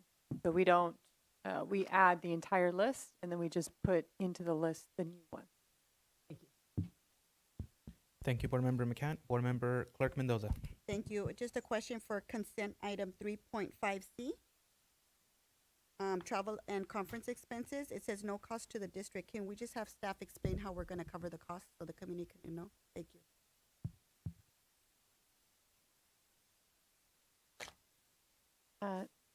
Sorry, let me just catch up for a second. So for this one, Renaissance is actually covering the cost because they're inviting the team to be a part of this roundtable discussion. And so this Renaissance group will be covering all expenses included in that. Thank you. Thank you, Board Clerk Mendoza. Is there any other items to be considered separately? No? Seeing none, please note that during the Student Board Representative Committee, a preferential yes vote was cast for consent items 3.1C, 3.2C, 3.5C without any additional comments. All those in favor, please say aye. Aye. Motion passes 7-0. Timed item to follow consent. May I have a motion to accept Measure BB General Obligation Bond Annual Report for fiscal year 2024 to 2025 as presented by the members of the Citizens Oversight Committee. Tatiana motions. Second, McCatton. Mr. Nguyen. Thank you, President Noyola. Good evening. Tonight we have our chair of the Citizens Oversight Committee, Mr. David Cianfuegos, and Mr. Michael Concepcion, a member representing the community at large, will be presenting to the board their report on the regarding the Citizen Oversight Committee work for last year. As you recall, we had a group that was with us for 6 years, and they have moved on, and we have a new group. We're excited to work with this new group. Again, their charge is very simple: to ensure that every dollar we spend within the Measure BB is in compliance with what the voters approve. So with that, I will turn it over to Mr. Cienfuegos to share with the board his report and his findings. Good evening, President Ayola, Vice President Yokohama Bui, Clerk Mendoza, Superintendent Zilo, Board Members Manhattan, Nishi, Rios, and you. I believe Mr. Nguyen has provided you with our Oversight Committee report. This is the first year on the committee for most of our members. With any new group, there are many things to learn and to understand. Unfortunately, we were unable to find a person to fill the taxpayer organization representative role. Mr. Smith announced the opening multiple times without success. This did not deter the committee from being dedicated and asking probing and insightful questions of both Mr. Nguyen and project manager Rick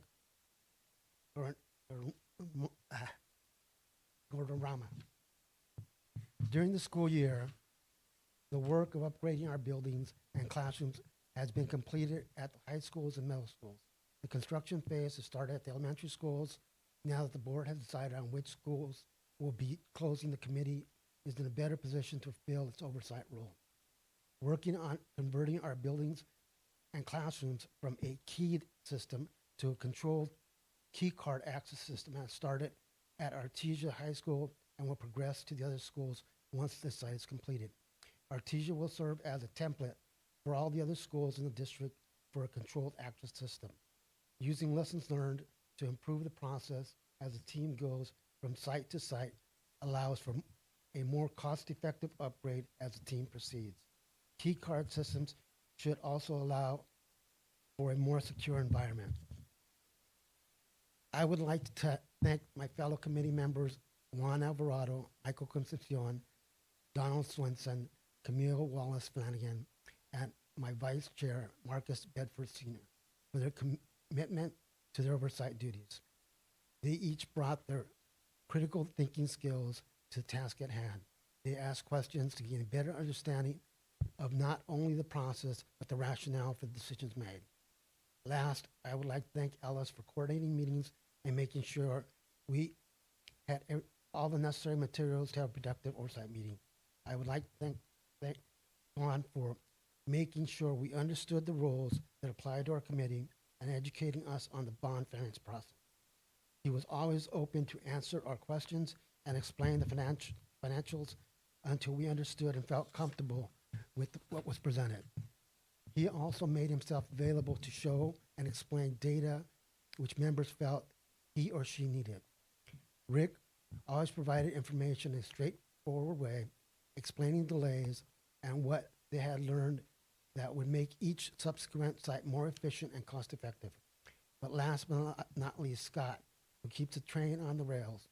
I personally cannot count how many district meetings and events I have seen him in attendance. He always brings his smile and welcoming nature. This concludes our presentation. Have any questions? Thank you. Do I have any board questions or comments? Board Vice President Yokoyama Bui. I would like to thank you for your service on this committee. As I think I heard you had indicated, not only are you at meetings, you're also touring the sites, correct? Yes, And this so year we didn't do a tour because of time constraints, but every other year we have toured sites, and I personally have been to others on my own. thank you. Thank you for that additional information. I understand that to attend a meeting, to research, to review the reports, you're really using a lot of your own education experience. And so thank you for taking the time to do that for the benefit of our community and for our students. We appreciate it. Thank you, Vice President Yokoyama Bui. Board Member Yu. Thank you, Mr. Cienfuegos and Mr. Concepcion. I mean, you know, since passing of the bond, we've also like consolidated 4 schools, so I'm sure that things are going to change a little bit. But overall, thank you for your service and for your time, and really hope that that we will continue to use our bond, you know, for the best welfare of our entire district. Thank you very much. Thank you, Board Member Yu. Board Member Nishi. Thank you, Mr. President. Thank you for your service. Your job is really important as a watchdog of the public monies and making sure that the public gets exactly what they asked for and want and deserve.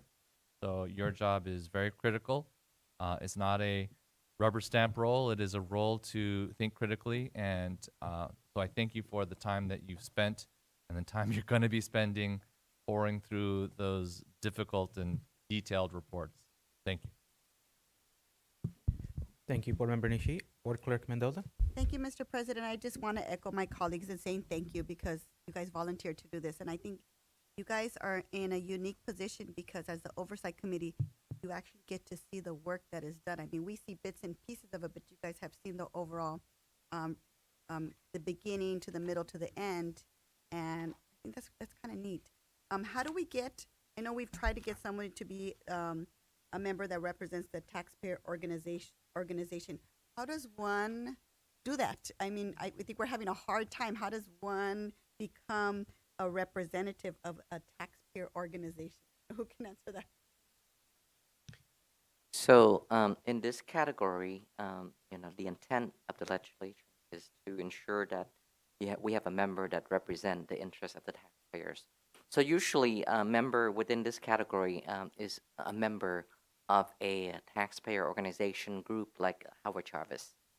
How does one taxpayers. become a member? Do I apply? Do I? So to be a member of that group, you would have to apply within that. So once we have proof of that, then you would apply through this process to serve on the district committee, and the board will appoint that, that member. The staff will bring forward. So this is a continuing opening for this category. So we continue to advertise, and if anyone that would fit within this category, welcome to apply, and we'll bring forward the recommendation to the board should we have someone apply and meet all the criteria within this category. If someone's watching and they wanted to go through the process, could they call the district? We could support them with going through the steps of becoming a organization Yes. member. Thank you. Yeah. Thank you for volunteering. Thank you for all the time you put into our district. Thank you, Board Clerk Mendoza. Any other board comments? Any public comments? There are none, Mr. President. All right, thank you. I also want to thank you guys for the time you're taking to be stewards of our bond monies. The investments we're making as a community into our schools is very, very important for the future of ABC. And you guys being here at this point, we are always going to be indebted to the sacrifices you made and giving the time, your expert opinions, and your dedication to ABC. So really appreciate it from the rest of the board here too. Thank you.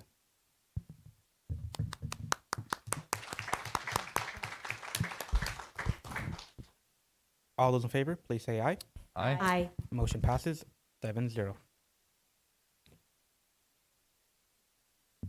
Action item 1.1A, may I have a motion for the Board of Education to cast one additional vote if desired from the list of candidates or write-in candidates to be submitted to the California School Board Association on or before March 16, 2026? Mendoza? Dr. Zila. Thank you. We received an updated ballot where there was adjustments and people that had been indicated as running were not. And so we currently are looking to cast votes for the 5 incumbents. We have 6 votes to cast, so we would need to know if the board would like to also vote for the board member from Downey Unified. Thank you, Dr. Zilo. Any public comments? There are none, Mr. President. Thank you, Board Clerk Mendoza. Any board discussion? Board Member Nishi. Really quick. So there's 2 board members from Downey, and that's allowed by the CSBA rules, apparently. Okay. Thank you. Do we motion? What is? Oh, these are all candidates?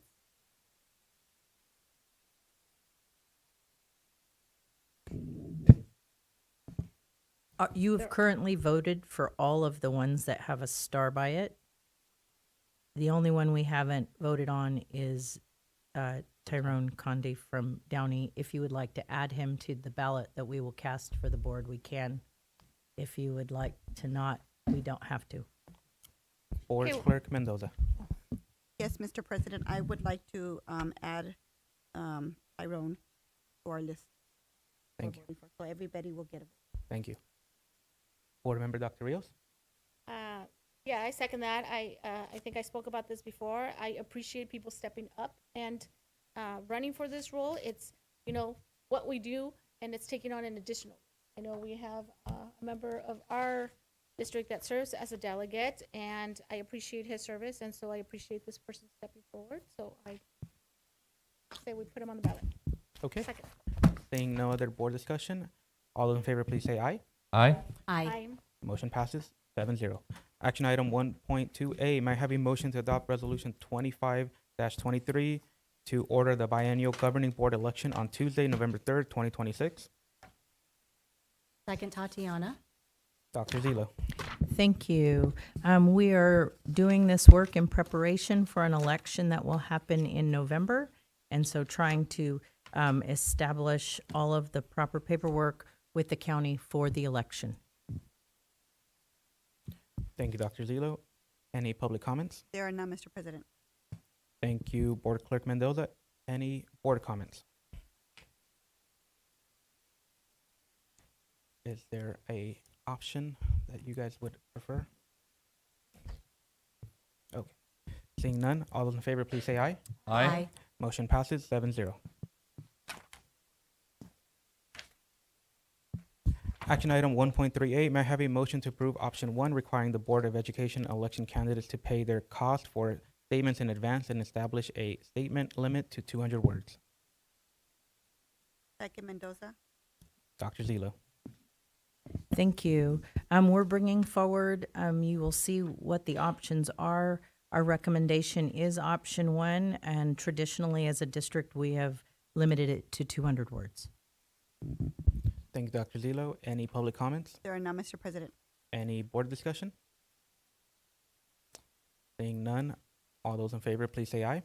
Aye. Aye. Motion passes 7-0 for option 1. Thank you. Action item 2.2A, may I have a motion to adopt resolution 25-24, reduction or discontinuance of classified services for lack of work or lack of funds. Tatiana motions. Dr. Frazier. Thank you, Mr. President. Tonight we're bringing forward 25-24, reduction of or discontinuance of classified service for lack of work or funds as pursuant to Education Code Section 45-117 and 45-308. Thank you, Dr. Frazier. Any public comments? Yes, we do, Mr. President. We have 11 cards submitted. So 3 minutes. Next. Okay. Do I have a motion to extend public comments? I'll motion. Second, Tatiana. All right, thank you. Oh, all those in favor, please say aye. Aye. Aye. Motion passes. Our first speaker is Michelle Valdivia.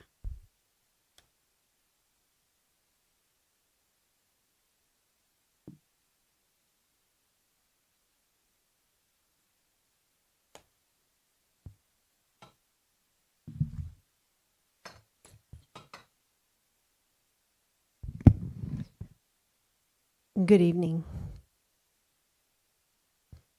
I'm the LMT for Melbourne Elementary.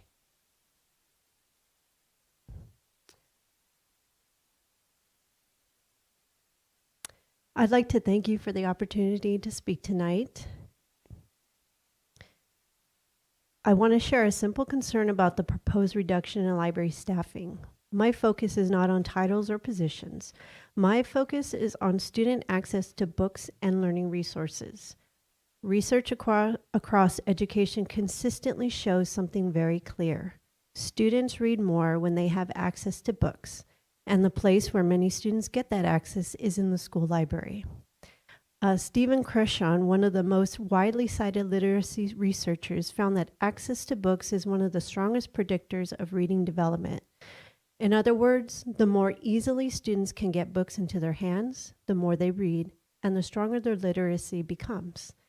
But access to books doesn't happen automatically.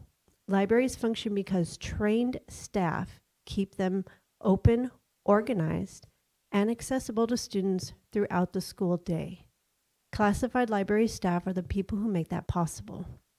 They help students find books, manage circulation, keep the collection organized, and ensure that thousands of materials remain available and usable. They also manage textbooks, support student research, and help maintain a welcoming space when students feel comfortable exploring ideas and reading. Without that staff presence, the reality is very simple. Library access shrinks. When library hours shrink, student visits drop. When student visits drop, book circulation drops. And when circulation drops, student reading drops. For many students, the school library is actually the primary place they have access to books. National research shows that many homes have very limited number of books, and some students rely almost entirely on their school library for reading materials. So when we talk about reducing library staffing, we are not just talking about a personnel decision. We are talking about reducing students' access to books. And access to books is one of the most powerful and cost-effective ways we support literacy. School libraries are one of the few places in a school where every student can walk in, explore ideas, and discover something that sparks their curiosity.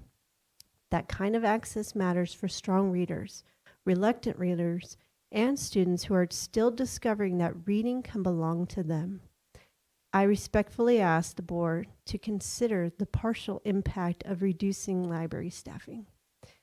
The question is not simply how many positions Thank you. exist. Your 3 minutes are up. I'm so sorry. Thank you.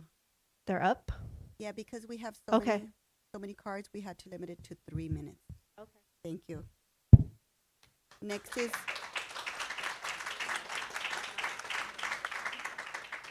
is Daniela Galindo.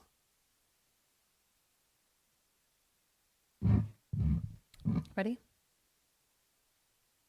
Good evening, board members, staff, and parents. Let me begin by saying that as a product of ABC, that has a majority of my family not only be alumni, but also work for the district, I made the decision and currently have a 12th, 5th, kinder, and incoming TK of this district. I am proud that I have worked for this district since I was 16 years old. For the past 9 years, I have had the honor and the privilege to serve Nixon Academy as their librarian. In short, ABC runs through my veins in full. I'm here today to speak upon the action item on the agenda to cut LMTs and LMCs. I ask you this question. What is a library without a librarian in it? It is a common misconception that in the age of Google, the school librarian is a thing of the past. Some may argue that a student with an iPad or a Chromebook has no need for a librarian. Is that where we have come to? In a world drowning in false information through social media and search engines, our students are starving for the skills to navigate the correct pathway through it. Although I've never been here to speak in person, I have been a vigilant onlooker of previous board meetings, and I have heard many times the district, as well as board members, speak that and stating that cuts would be not made in the classroom. The library is a classroom. As a school librarian, we are one of the only educators in the building who works with every single student, staff member, and parent across all grade levels at our sites throughout multiple years. It is commonly suggested that we are just librarians, but I can tell you, my students and staff and community do not see me as just their librarian, but much more. Again, I ask of you, what is a library without a librarian in it? With this cut, which I assume is just the first, your librarians will be spread thin amongst sites, putting more work, not only us, but at the site levels, our admins, and our teachers. Students at the elementary level will not come and see the library on a regular basis, but instead, when we are there. Again, I ask of you, what is a library without a librarian in it? My job description for library duties do not fall under just one category. We LMTs are also in charge of checking out, fixing, and inventorying textbooks and devices for every single student we see. We also many times work outside of what is required of us. As a site with over 650 students, I am always working to secure funds for exciting new books. I work diligently to help my struggling readers. And I ask you to all come and be in our shoes for a day before you make any decisions. Thank you. Thank you.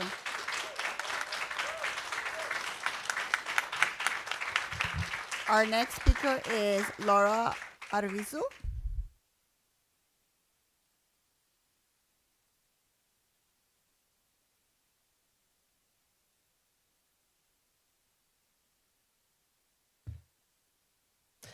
Good evening, President Nyola, members of the board, and Superintendent Dr. Zietlow. My name is Laura Arvizu, and I come before you tonight wearing two hats, one as a teacher and the other as a parent of a child who receives mental health services in this district. I want to begin by saying this clearly. Mental health professionals in our schools are not a luxury, they are a necessity. As a teacher at Palms, I see every day that students are coming into our classrooms carrying far more than backpacks and books. They are carrying anxiety, trauma, grief, stress, and in many cases, untreated mental health needs. We are asking children to learn, focus, behave, and succeed in an environment where many of them are emotionally overwhelmed. Our MHPs are often the first line of support. They help students regulate their emotions, develop coping skills, manage conflict, and stay in school when things feel unbearable. They don't just help individual students, they support entire classrooms by reducing disruptions, preventing crises, and allowing teachers to teach. Now I speak to you as a parent. My third grade daughter receives mental health services at Bragg, and those services have been truly transformative for her. Her MHP has helped her develop coping strategies to manage anxiety, regulate her emotions, and navigate difficult peer interactions. Because of this support, she is able to stay focused on learning and build positive relationships instead of falling behind academically or shutting down emotionally. If these professionals are removed or reduced, families are left with few options. Not every family can afford private therapy. Not every family has transportation, insurance, or flexible work schedules. For many children, school is the only place they can reliably access mental health services. When we cut mental health services, we are not just cutting positions, we are cutting lifelines. We are also sending a message to students that their emotional well-being is secondary to budgets and numbers, that their struggles are invisible, that they should simply push through anxiety, depression, or trauma without support. Our children have mental health needs every day, not just on days when their MHP is not split to a different campus. The reality is this: students who are mentally healthy learn better, students who feel supported behave better, students who are emotionally regulated are more likely to attend school, graduate, and succeed. MHPs are not an extra. They are part of the foundation of a safe, effective learning environment. As both a teacher and a parent, I urge you to reconsider this decision. Investing in mental health and investing in academic success, school safety, and the long-term well-being of our children. Please do not take away the people who help our students survive, cope, and thrive. Our children deserve more than just an education. They deserve support, compassion, and care. Thank you for your time. Thank you. Our next speaker is Joshua Peña.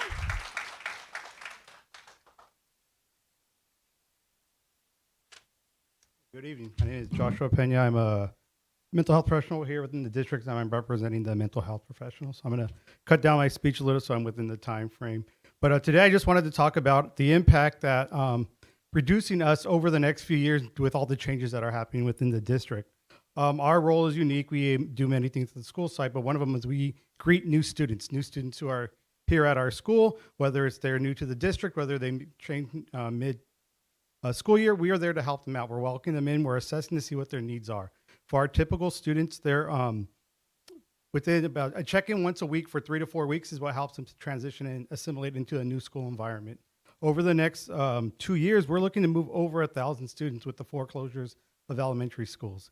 And then with the moving our 6th graders to middle school and Whitney going from 6th to 12th grade, we're looking to have 11 and 12-year-olds trying to transition to meet the expectations of a middle school, with middle school staff also trying to meet the needs of 11 and 12-year-olds. And at Whitney High School, we are looking to have 11-year-olds on the same campus as 18-year-olds. This may bring some unique challenges that we've never had as a district, and we are the individuals that are able to support these students and these staff members as we go through these challenges over the next couple of years. Another role that we have at our school site is we are the foster and homeless youth liaison. It is our role to guide these families through these challenging transitions.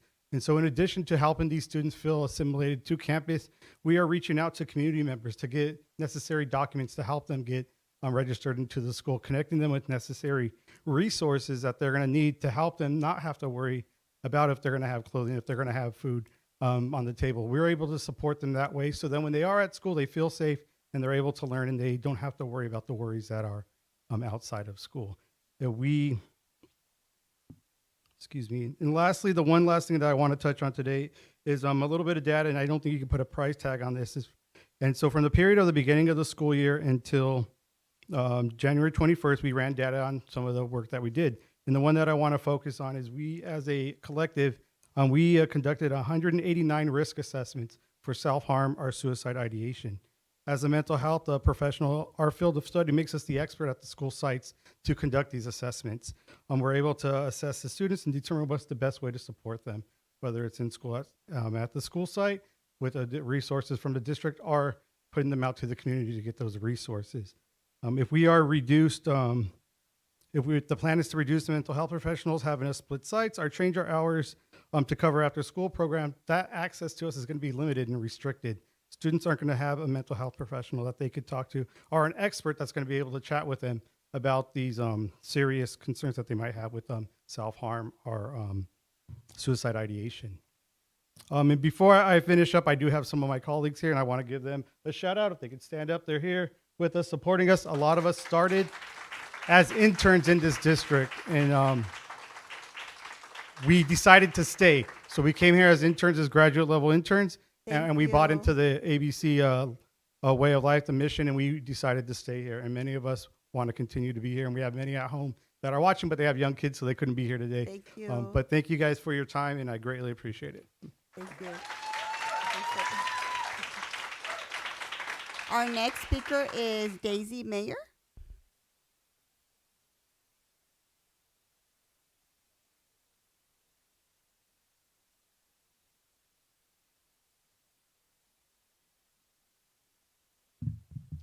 Thank you. Good evening, board members. My name is Daisy, and I'm a mental health professional at this district. This year, I'm currently serving as a split site MHP, and I'd like to share the experience, how that's looked like in a practical standpoint. I understand that districts are facing complex financial decisions, and I respect the responsibility you carry in making them. I'm here simply to share what the impact looks like on a school site level. At one school site alone, the role of an MHP is extensive. We support students with chronic attendance by partnering with families.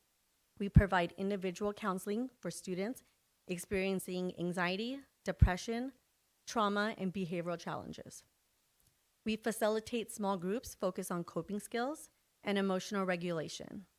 We are school site liaisons for our homeless and foster youth and families. We support classrooms to strengthen social emotional learning and overall school climate. We also respond to crises, including significant emotional dysregulation that students are experiencing, sometimes even suicidal ideation. In those moments, timing and trust are critical. Students are more likely to accept support from someone they know and have an established relationship with.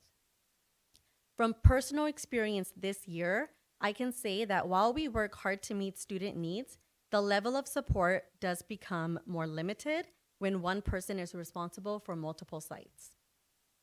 When I am physically present at one school, I am unavailable to the other. When urgent needs arise at the same time, which does happen and it has happened multiple times this school year, it can delay the response and reduce preventative care. Consistency matters in mental health. Relationships matter. Accessibility matters. When time is divided across campuses, it becomes more challenging to sustain the depth and the support that students, families, and staff rely on. Each student community has different needs, and current caseloads already reflect significant demand. Adjusting staffing does not reduce student need, it reduces students' access to support. Mental health services are directly connected to attendance, behavior, academic engagement, and overall school safety. When students feel supported and regulated, they are able to better learn. I respectfully ask the board to consider the long-term impact of reducing or further dividing mental health professionals. Consistent, accessible mental health support is an investment in student well-being and academic success. Thank you for your time and for your service. Thank you. Next is Lucy Pineda. And after that will be Nanette Castillo. Okay, good evening, members of the board and superintendent. I am standing here today, like Laura, to express my concern regarding the decision of our mental health professionals from our district. I speak to you from a dual perspective as a parent of 2 primary students who receive MHP services and as a veteran educator responsible for 20 kindergarten students. From both vantage points, I see firsthand that MHPs are not a luxury. They are a necessity for the stability of our schools and families. Our MHPs provide a foundation of support that enables academic learning to occur. Their contributions include providing essential social skills, lessons, and assisting students who struggle with emotional regulation and classroom transitions. Our MHPs maintain consistent communication with families. They provide support, guiding our newest learners, incoming kindergartners, as they navigate the significant shift into a formal school environment. They serve as a vital resource for educators. They provide strategies and check-ins that prevent teacher burnout, like myself, and they help us with classroom support. At the beginning of this school year, we were informed that our MHP would be split to multiple sites. By diluting their time, we have already seen the strain on our support system. In my own classroom this year, I have frequently relied on our MHP to assist students with dysregulated moments. When these professionals are stretched thin or removed entirely, the burden falls solely on the classroom teacher, who is already managing the academic needs of our learners. When you remove these vital positions, what's the plan? Who will support the teacher when a student is unable to self-regulate? Who will be the point of contact for families in need of mental health resources? Removing these positions at a school site means leaving our school community without an MHP every day, Monday through Friday. We are essentially asking our students to function without that emotional infrastructure. I urge the board to reconsider and prioritize the mental health of our students and staff. Our children deserve more than a split-time MHP. They deserve a fully supported environment. Thank you. Thank you, Nanette Castillo. And after Nanette Castillo will be Victor Castello.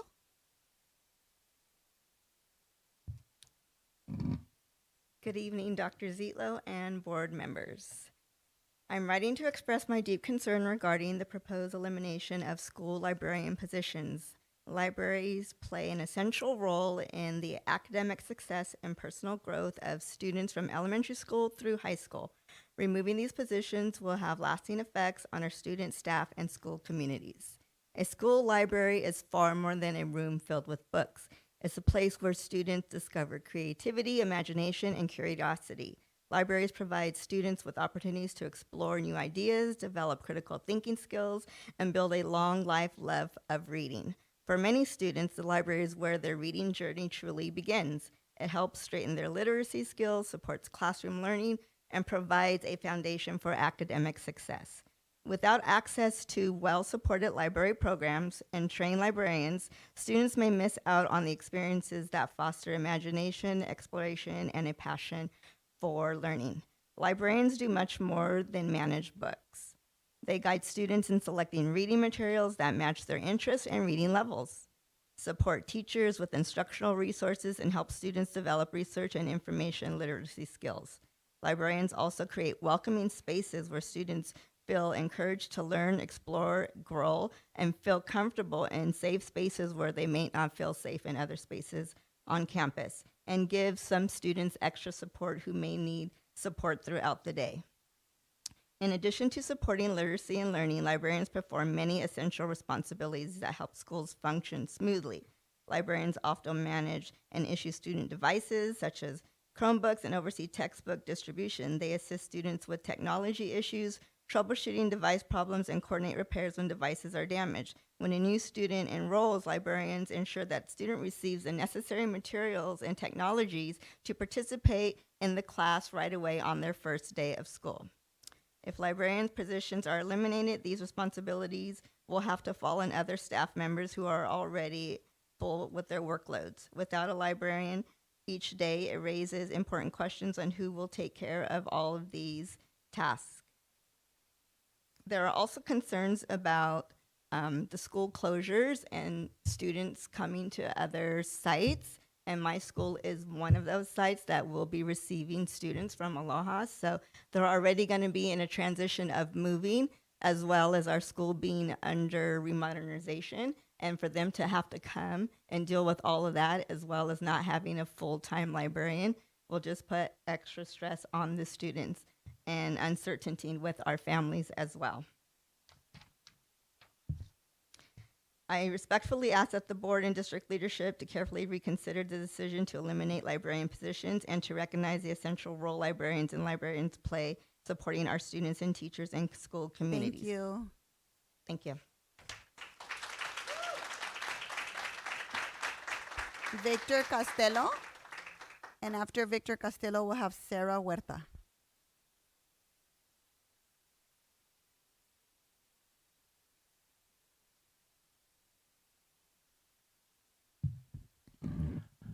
Hello and good evening. I am the parent of 2 kids that attend Nixon Academy right now, which they actually love. They love going to school. And I actually attended Pat Nixon back when it was called Pat Nixon, as well as did my older sister. I'm currently working for the city of Cerritos as a library assistant, and I was the librarian over at Melbourne Elementary for 1 year. And I say this because I feel like it gives me a unique perspective on this community, on this school district, and on the professions that I wanted to talk about tonight. You know, I feel like the librarians and our mental health professionals are the glue in the nails in our school district. You know, at my house in Cerritos, and I'm sure at your guys' house as well, behind the wall, you know, you have your 2x4s, and they're being held together by both, you know, glue and nails, and that's exactly what they do. They work behind the scenes with the teachers and the faculty to make sure that our kids are ready to move on to the next steps in life. You know, librarians, they're not only to find books, but they also help with AR reading levels, finding the right book level that the kid will be able to really understand what he's reading. And sometimes we even find a book that they enjoy so much that it gives them the want to read more. Our mental health professionals, they're the ones that are there to make sure that all of the outside stuff of the world is not affecting them as they are studying and learning and you know, just wanting to give them a safe space to be at. You know, Dr. Zietlow had mentioned earlier that there's a lot of outside forces right now that are affecting the you know, schools all around the country, right? And that includes our students. And so quite honestly, to affect that at our school district seems like a horrible idea right now. I'm up here today really just to ask you to not take away the glue and the nails from our schools. Their worth, it cannot be measured in monetary value. They really can't. But you know what they can be measured in? They can be measured in GPA.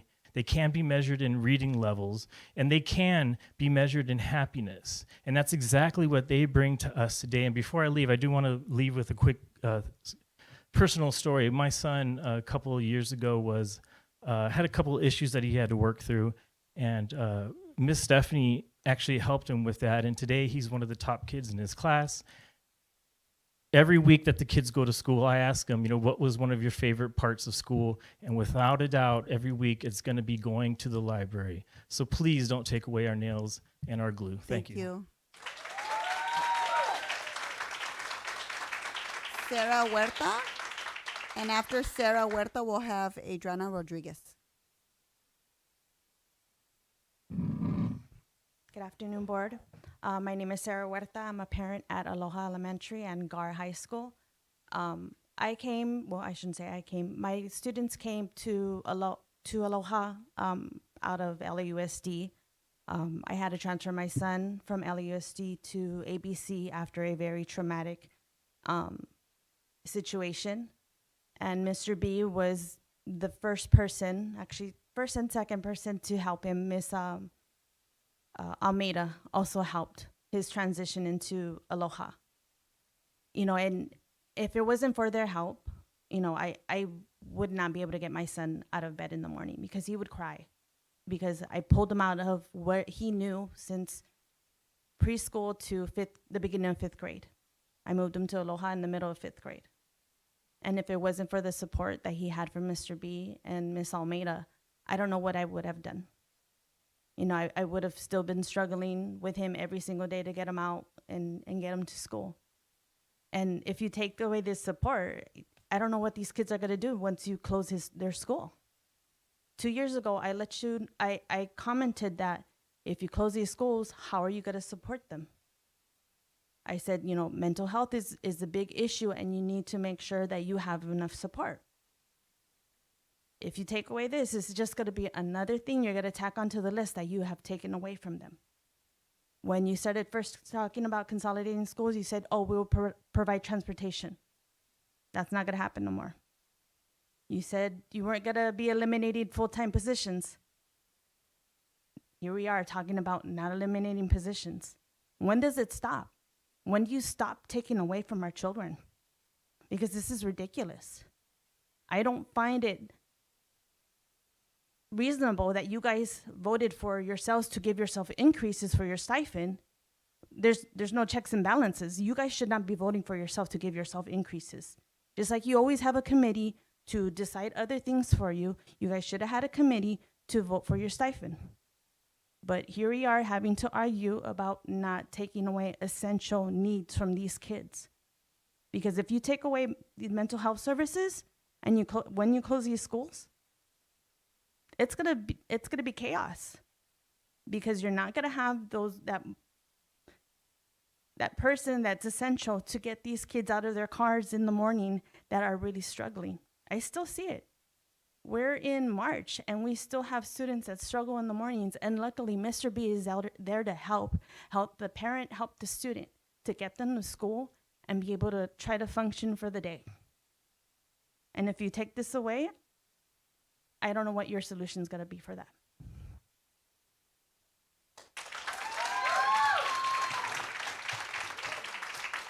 Thank you, Adriana Rodriguez. And after Adriana Rodriguez is Melissa Honrado.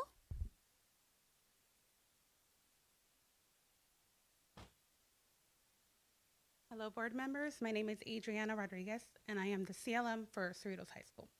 I understand that our enrollment is declining, but we have to consider that Cerritos High School is the largest number of students. We have 1947, so 1,947 kids.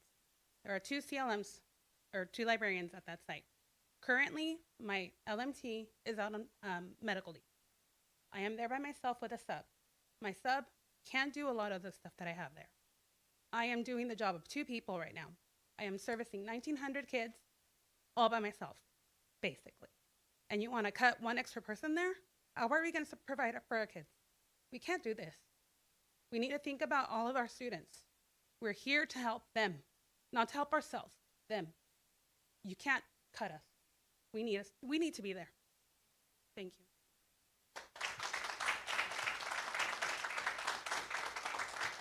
Thank you, Melissa Honrado.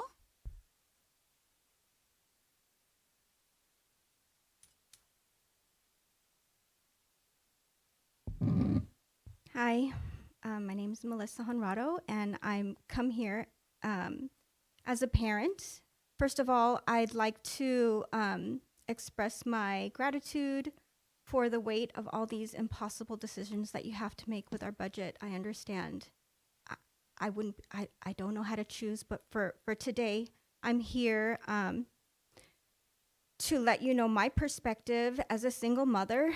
I am divorced. Our family went through a lot of trauma with the transition, not to mention, I mean, everybody went through COVID, and I don't know what we would do without our mental health professionals.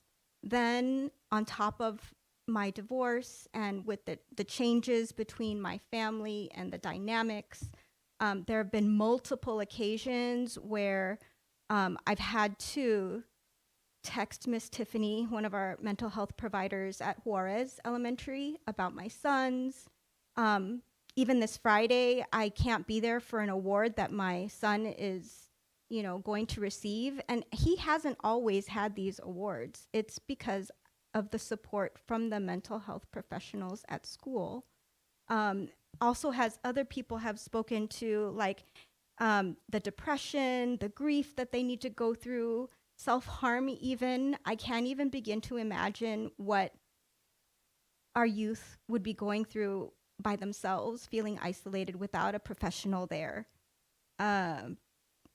We're learning how to regulate our emotions. I mean, if our children learn how to regulate their emotions earlier, they'll be able to do that as adults. And I just don't know what I would do as a single mother if I didn't have these people here to support us at both Juarez and Carmenita Middle School. Both of my kids are transitioning next year to high school, to Cerritos and to Ross. And along with the consolidation that's going to happen, I can imagine it will be a lot of pressure on the teachers, as well as the students, as well as the parents. And I just don't know how they're going to be able to manage that without the mental health professionals at their side, not stretched between one campus or another. So thank you again for allowing me to speak, and thank you so much for your service. And I want to thank all of the mental health professionals as well. Thank you. And our last speaker is Ray Gare.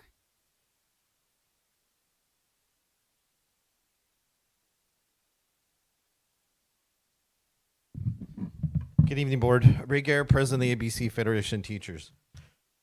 A little bit of history. Back in 2007, during the last downturn, financial downturn, the band was held hostage. Anybody who was in band was held hostage, and band was always on the chopping block, and that got the community out. And at that time, we were just all about test scores. That's that's when public education went from being an art to checking boxes and test scores, which has caused more damage to education than ever. But the mantra was to keep the cuts away from kids, right? And so the way the board sent a message to the community that there was a lack of funding was to threaten the band. So, we came out of the recession, and in 2011, we were looking for every dime. And one of the ways we could make money for the district was to increase our attendance. And if we increase our attendance by 1%, back in the day, we'd make about $1 million, $1.5 million. Now you get about $3 million out of it, right? So, that we were trying to capture money, but we didn't know why our attendance was down. So working through the partnership, we found out our attendance was down because we had so many suspensions and absences for various reasons for students. So we dug a little deeper in the next year and found out that, they needed some kind of mental health supports. And PBIS was born out of that. This is around 2013, 2014.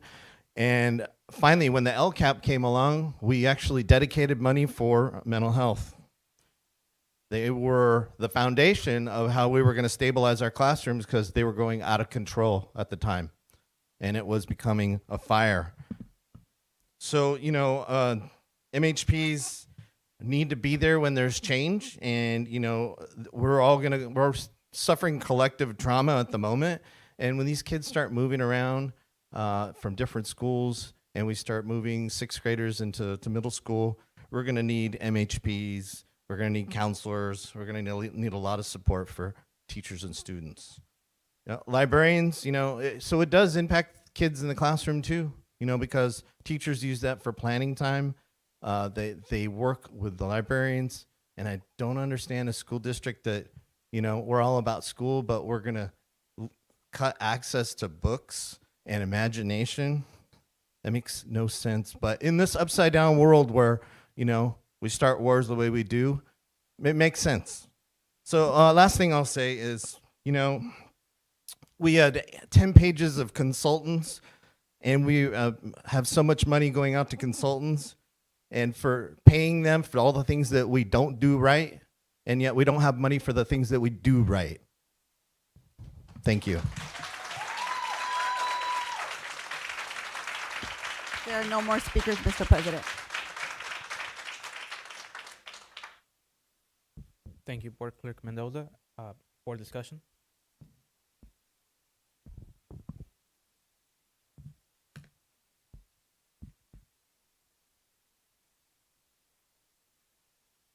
Vice President Yokoyama Bui.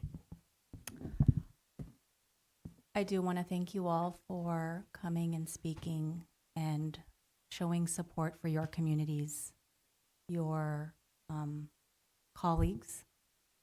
I know not everyone with the positions of mental health professionals, library media technicians, and library media clerks are here, as mentioned, but thank you for being here and showing up. I think that all of us on this board, and I can't speak for everyone, do appreciate the work you do.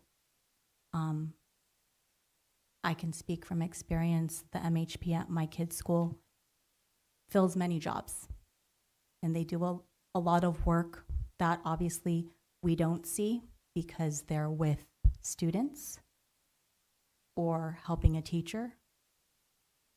But there is also a lot of work that we do see because they're out in the community, showing themselves, speaking to others, and helping share what they do. And I will say the same for the librarians who, for a lot of the students, it is a safe space. So let's say they may not be able to be out in the playground or they don't want to be because of whatever situation, they can go to the library. I also, I don't want to disregard, and I think one of the speakers said that there's happiness in this from these people, and I absolutely agree. As someone who values mental health, who values reading and books and educating our children, 100%, like I definitely, I'm very supportive.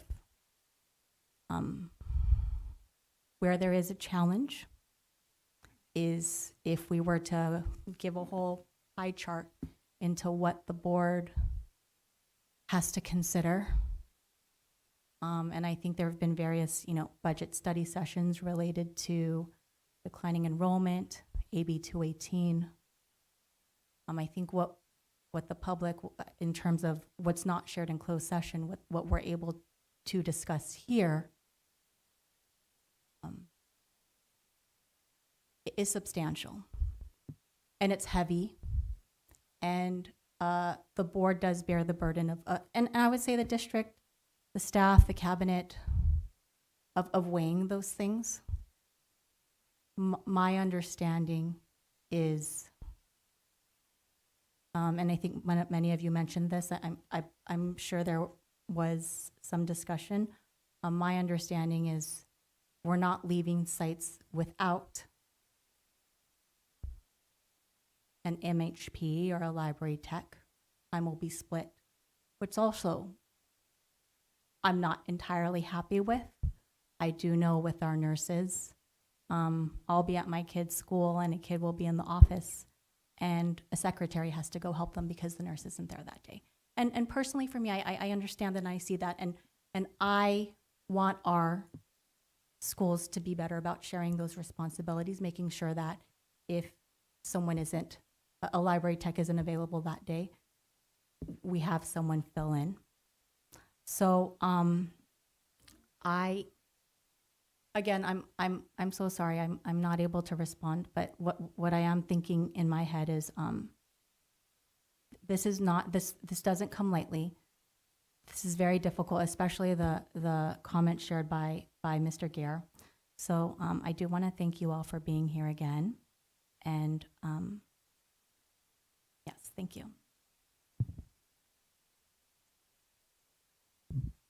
Thank you, Board Vice President Yokoyama Bui.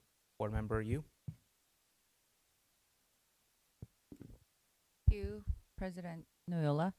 And we hear you, and thank you for coming out to speak. And if you hear from the previous board meetings and in our study sessions, all the board members put the highest value on mental health, no doubt, because we have few educators here. So the reduction, if you look at page 122 in our board meeting board agenda, we will be reviewing the budget later. If you guys can stick around, but there's a deficit that we are dealing with, so we had to really. Nobody likes changes. Consolidating was not fun. We didn't want to do that, but we do have to make some decisions to move forward for the welfare of the entire district. So the reduction, the consolidation, we are trying to do the minimal as possible. We had multiple meetings and we had a heated discussion, and that's where we're at. But we hear you, and we will continue to hear and look out. Thank you. Thank you, Board Member Yu. Board Member Nishi. Oh, so this is heartbreaking, right? We want all the cuts to be away from the kids. That's the critical aspect here. I actually even take a little offense to the thing that says lack of work, because it's not an issue of lack of work, really a lack of funds.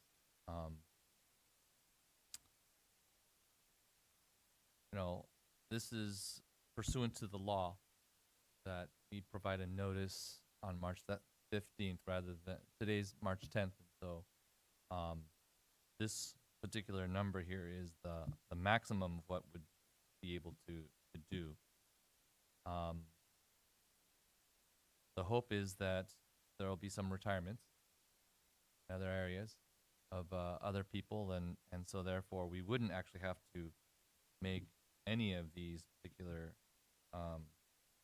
situations happen. I know the value of the MHP, that's in the word. Mental health, that's critical to everything. I know the mental health professional at Leal, and that person is very informed as to what's happening. Can't see how we can reduce that. And that's why it was, previously it was a lot more people that were on this particular list, but it's now reduced down to a much lower number. Still, it's not able to see any number there. I'd rather see it to be 0, quite frankly, but as you look at page 124, it's way higher. I'm gonna ask maybe potentially that we substitute, instead of 7 media techs, that we reduce it by 1 and then substitute a district person, somebody who's not, and then I understand the district people are critical to the mission of the kids. I totally get that, but these are the people that see the kids every day, and I'm wondering if we can amend this instead of 7 library media techs to maybe 6 or 5, and substitute that out with one district person to be named. This would be at the discretion of the superintendent, President. So I'd like to potentially make that as an amendment. The librarians are not super high paid positions, so I'm hopeful that we could save 2 in this matter. But so that would be my request for amendment. Thank you, Board Member Nishi. I see your amendment. Is there a second to Ernie's amendment? Okay, so the amendment to remove 2 positions from the library media tech and library media clerk, and include 1 district.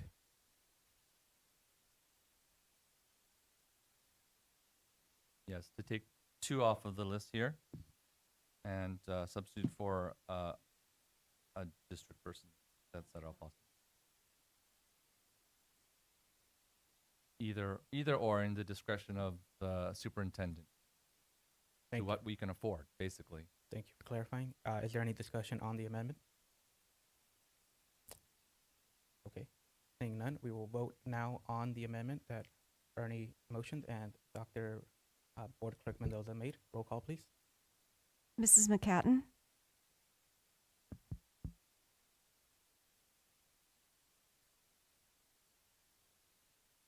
Can I ask for clarification? Yes, you may. Okay, so can you state it again, Mr. Nishi? Yes. So the objective is to keep the cuts away from the kids as Correct. much as we possibly can. We've already reduced the mental health professionals from a higher number to this particular number, and then of course we increased the technician. I'm hopeful that we can reduce the reductions from, instead of 7 positions reduced, maybe 5 positions. And to compensate, because we still need to make $950,000 worth of savings. That's actually, we need to make more than that, but at a minimum, if we could substitute that in with some person, indispensable person at the district, I get it, but somebody from the district headquarters location in place of the 2, whether it's a technician or a clerk, that's not for me to decide. That would be for the superintendent specifically implement as to what we can afford to do. That is specific. So I'm reducing this list from 7 to 5 and substituting that in with some district position that I know is critical and important, but also a little bit away from it. Can I ask another question before I vote? Okay. Will there be a mental health professional at every school? We will look to have a mental health professional available to every school. We have to look at the structure of that to know who will be where. Some may be shared. Be shared. At 3. Okay, with that clarification, as long as every school will have a mental health professional at least part of the time, and we then go to the 5 positions of library, I will say yes. Thank you, Board Member McCann. Just to clarify, we are voting on the Ernie's amendment. We will return back to the main motion if this is approved. So continue roll call, please. Ernie's, yes. Yes. Mr. Nishii? Yes. Dr. Rios? Mrs. Yu? Yes. Mrs. Mendoza? Yes. Mrs. Yokoyama Bui? Yes. Mr. Noyola? Yes. Motion passes 7-0.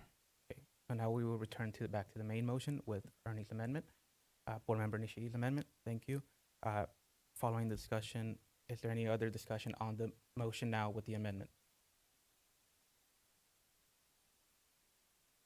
Okay. Is this including the one? Yes. Okay. Mr. President, unfortunately, this reduction in workforce need to be specific to the position. It's a legal document. It's impact the ranking and the priority of the positions. So we need to specify whether it's going to be 2 library media technician and 3 library media clerk, or do we have to be specific? Unfortunately, unless the board approve as is with the understanding that will not do more than 5, then that gives the superintendent flexibility within the legal authority. But if you were to reduce it by 2, then you need to specify the position. I hope that makes sense. Okay. Thank you. So then I need to say 1 media technician and 1 clerk. So that would be 2. No? Yes. Clarify. So if that's the desire, the wish of the board, then yes, you need to be specific, or you can approve as is with the direction and understanding that there's no more than 5. So that's up to the board. You can be specific, but you have to be specific, or you can approve as is, but with the direction to the superintendent that it shouldn't be more than 5 of the combination of the technician or the clerk.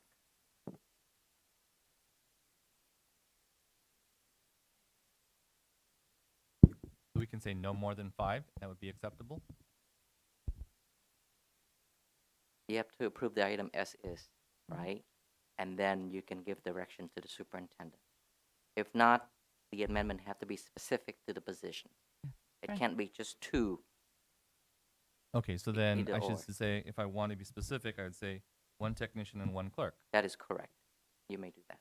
Okay. Board. Point of order. We already voted on an amendment, so you need to make a motion to do another amendment to the amendment that you made. Okay, then I amend my amendment to 1 library media technician to be taken off this list. Instead of 4, it would be 3. And 1 library media clerk, instead of 3, it would be 2. Do I have a second? Actually, can I ask, what is the fiscal impact of those to that particular move? So, if the average is about 80,000 for one and 75,000 for the other, it'll be 155,000. So, depends on the positions and the benefits package that specific person have. I'm just giving you the average. And just to be clear, if the budget turns out better, then we actually don't have to reduce anybody, and we're expecting some people to retire. So, hopefully, a moot issue. But yes, I'll continue on with that. The goal is to achieve the saving. So if the reduction can be accomplished through retirement, like you have mentioned, then we will do that. So the goal is to get the savings. But without the action tonight, then you don't have that flexibility. You wouldn't have the budget utility. So we need to take this action tonight. Can you please restate your motion? So the motion is to, instead of 4 library media technicians, it would be 3 positions eliminated. Instead of 3 library media clerks, it would be 2 library media clerks. Thank you. Is there a second? Yes, board member you. So, Tuan, so is this amendment legitimate for the approval? Yes, of the board fund? may amend an Okay. item. Yes, Okay. with the approval. Yes. Thank you, board member you.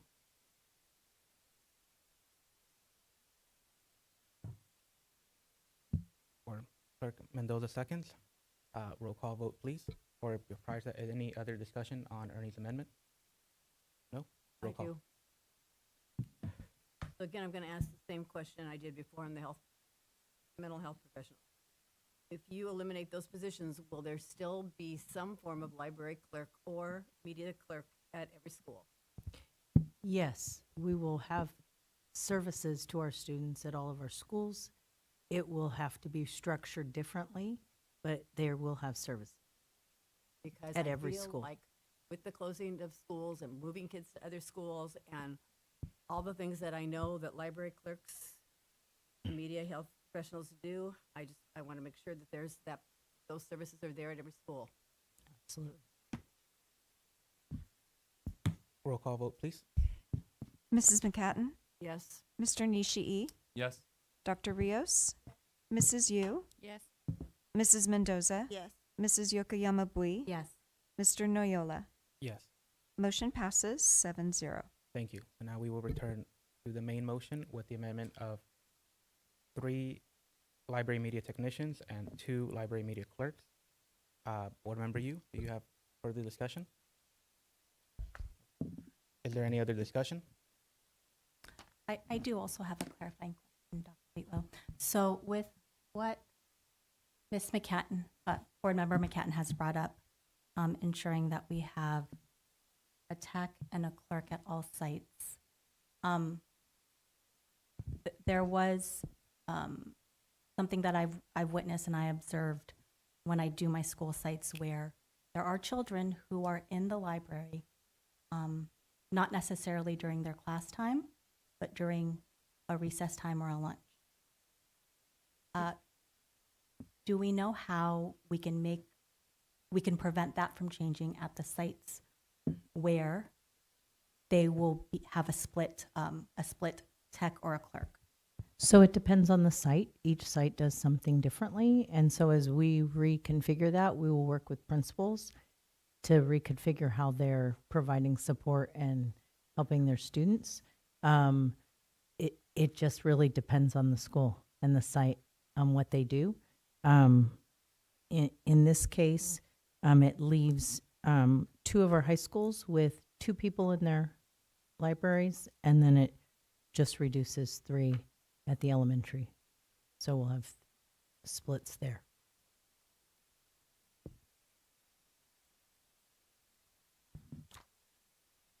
Board Member Nishi? Mr. Nguyen, do we have to identify the specific cut at the district at this time and now? No, the direction would be given to the superintendent to reduce district personnel by 1. By 1, to compensate and get closer to the $950,000 that we have to That is correct. achieve and save. Okay. Thank you, Board Member Nishi. Any other board discussion? I think it goes like everybody here mentioned. We truly appreciate the mental health professionals, our library media techs. A lot of us are ABC alumni, and the resources that our schools continue to give to our students are we can't do without. This item here tonight, it's following this notice because in order for us to meet our budget requirements, we have to show that we have a properly balanced budget moving forward for this year.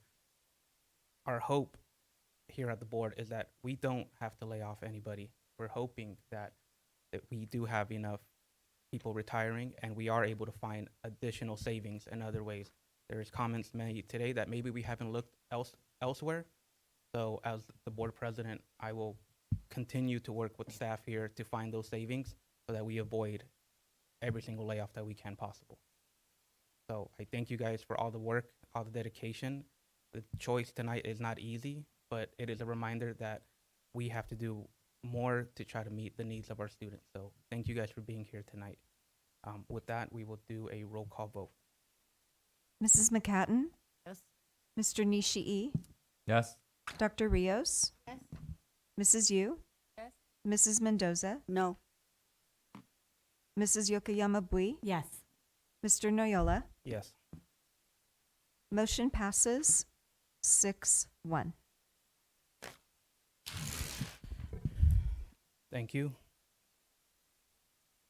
Action item 4.2A, may I have a motion to accept the gift reports for 25-07 totaling $92,939.28. So move Mendoza. Second, McCatton. Mr. Nguyen?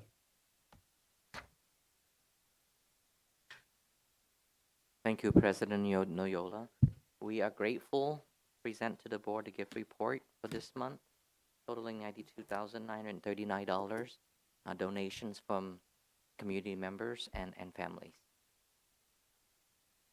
Thank you, Mr. Nguyen. Any public comments? There are none, Mr. President. Any board discussion?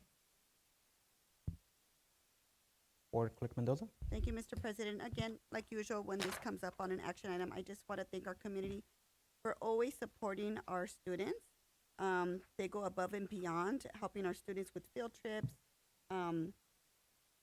I'm looking just at Winnie Cerritos, empowering student leadership through ABCUSD, So just big thank you to our communities for really supporting our students and our families. Thank you, Mr. President. Thank you, Board Clerk Mendoza. Please note that during the Student Board Representative Committee, a preferential yes vote was cast for action item 4.28 without additional comments. If all in favor, please say aye. Aye. Motion passes 7-0. Action item 4.3A, may I have a motion to approve second interim report for the period ending in January 31st, 2026 with a positive certification? So move, McCatton. Mr. Nguyen? Thank you, President Noyola. So twice a year, legally under AB 1200, staff is presenting to the board budget adjustments to the budget. So the process is that you approve the budget in June. In December, we give the board the first update of the budget, which is the first interim report. And by March 15, we are presenting to the board a second budget update to see where we are in terms of revenues and expenditures for the district. So I will begin the report on page 119 with the unrestricted general funds.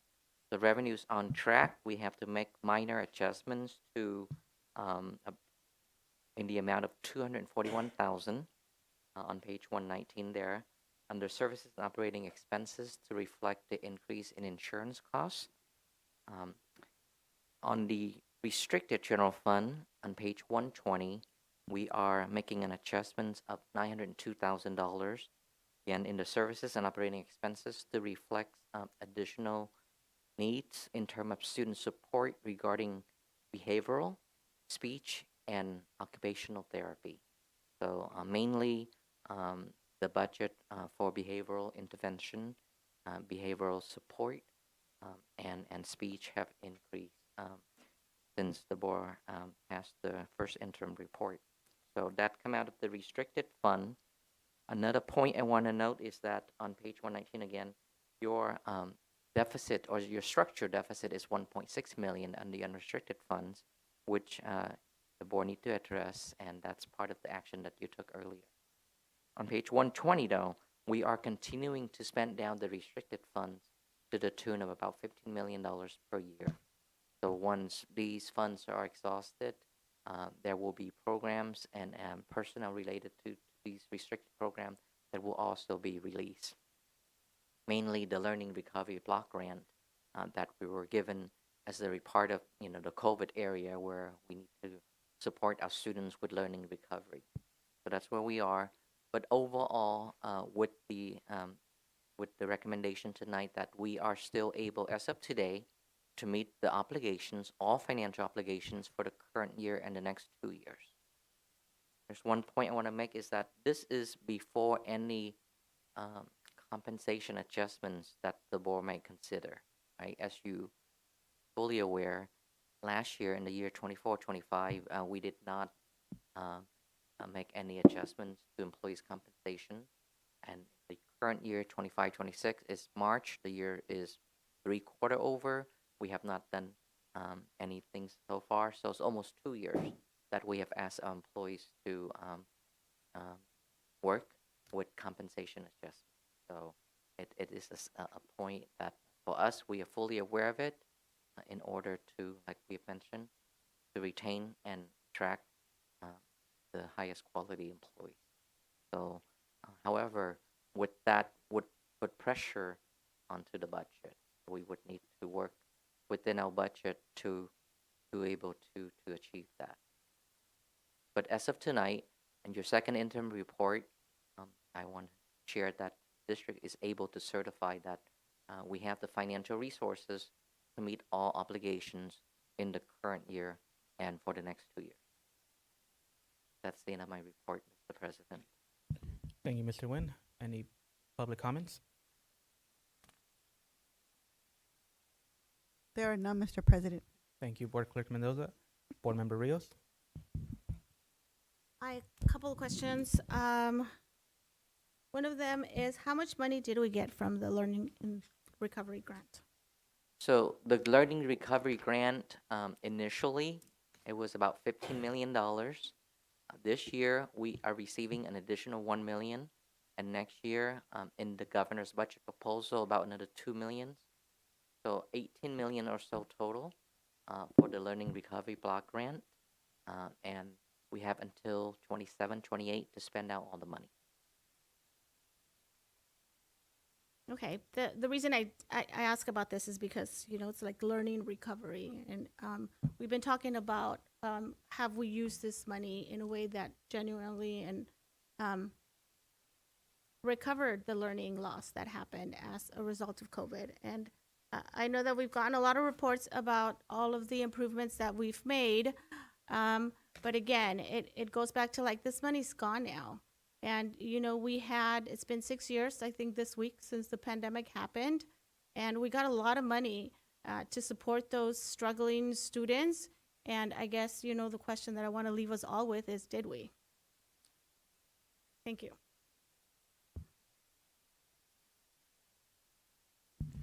Thank you, Board Member Rios. Board Member Yu. So, Tuan, thank you for this report. I know we covered it many times, but for the unrestricted, page 119. So net change in fund balance. So with the second interim report, 1.6 million. Yes, ma'am. So that is The structural deficit. structural deficit. Yeah. So that's the deficit. And then on page 120, the deficit would be 40, is that 15.4 million. 15.4 million. And this would be, So this is the restricted funds. So we are intentionally spending down this money. Like I said, all these funds on page 120 are restricted, but they do come with strings attached, like the grant that I mentioned, the Learning Recovery Block Grant, right? The Art and Music Block Grant, term under Prop 28, instructional materials, special education. So all these grants, most of them have an expiration date. So we want to make sure that we, one, spend down the money within the timeline given to us, and two, we need to spend it where it's under the allowable expenditures per the grant, right, as intended of the grant. And three, like Dr. Rios have said, right, to use it in the most effective way to support our students. okay. So in the unrestricted fund, we are structurally 1.6 million deficit. Yeah, and this is where we have the overhead and the payroll and everything. Yes. Right? This is all district operations. Yeah, operations. So the reduction is inevitable because we have been deficit for, this is the third year. Yeah, unfortunately, with declining enrollment, it's Yes. challenging for school districts facing declining enrollment and rising in costs. Yes. As I have shared with the board many times, right? So we have declining enrollment, and all districts suffer that. You have less Yeah. students, you have less revenue. Right. It's as simple as that. But on the other hand, you're trying to control costs, but there's costs that are going up naturally, right? From pension costs to health benefit costs to to insurance costs. All costs are going up. So you have to balance that. So and we no different than districts up and down the state. So we're dealing with that. And it's more challenging when the COLA is low, right? Where there's 1% last year or 2.3% this year and 2.41% next year. When you have a higher COLA, would mean that the increase in funding is higher, then you can make it balance. But when you have a lower COLA and we have a rising in cost and we have declining enrollment, we have to make some adjustments to the budget. So just from my understanding, two factors that we don't have any control, we don't have control is the biggest factors for this deficit is declining enrollment, right? Yes. And then the insurance. Yes. It went up, it doubled, right? Yes. Yes, yeah. ma'am. Insurance doubled. How much is that? So it went from 1.7 to almost 3.6 or 3.4. So that's directly attributed to AB 218. Somebody mentioned that, right? Our insurance cost is going up. But it's more than that. That's a component, like I've talked about. Health benefits have gone up. Special education needs are more. And I don't want to single it out, but just recognizing the needs and that as a district, we have to support those students. So. Okay, thank you. I just want really the public to understand as well so they can understand. Thank you. Yes, ma'am. Thank you, Board Member Yu, for asking those questions and letting the public know of our financial situation. And thank you, Mr. Nguyen, and your team for putting together this report. Any other board discussion? Okay, seeing none, all those in favor, please say aye. Really Aye. quick. Oh, I do apologize. Really quick. Board Vice President Yokoyama Bui. Mr. Nguyen, for the special education costs that you referred to that are rising, where is that coming from? So, as you know, special education funding come from the federal government, the state, and also the district contribution. So, and it's a statewide issue now. The percentage of district contribution into the programs have been increasing more and more. Now it's made up to about 60% of the total budget now than before. So that's under the contribution to the special program and the other financing sources and use. So we have to support the program, right? If the students come in with the needs, we assess students, but we by law have to provide the support. So do we get enough to meet what our standard is from the federal and state, or do we have to take that from elsewhere? Thank you for the question. We do not get enough. I mean, since the beginning of IDEA, which I want to say 1974,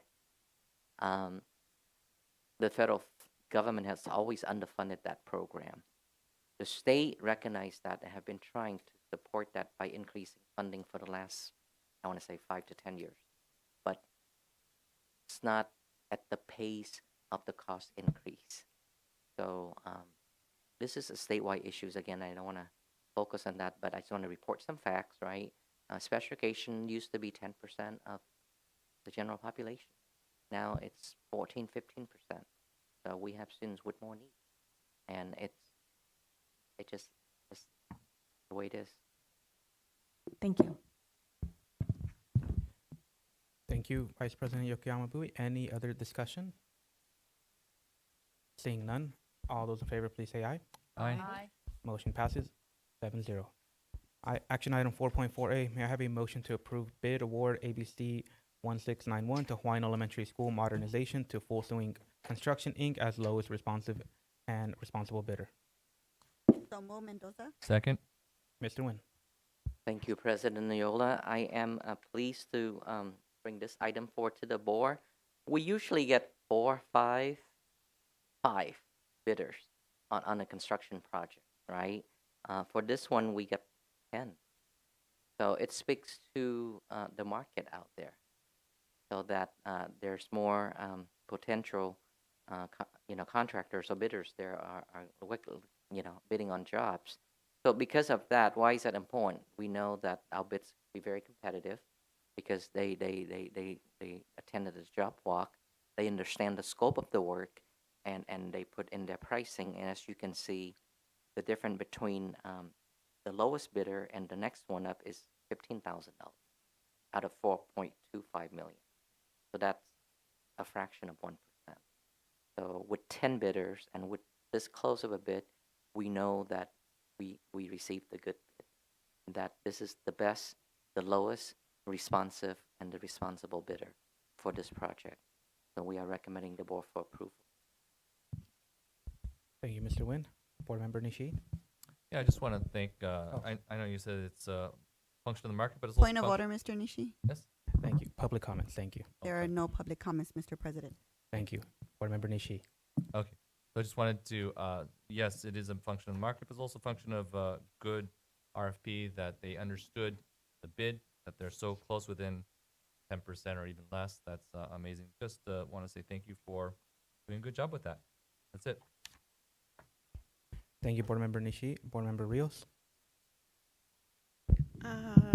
With Hawaiian Elementary being potentially one of the only schools left in Hawaiian Gardens, are we looking to see, like, if we're going to increase the amount? Like, I really want a high quality school there, not only because I went to Hawaiian, but because I think our students there deserve it, especially if they're going to be, they may potentially be limited.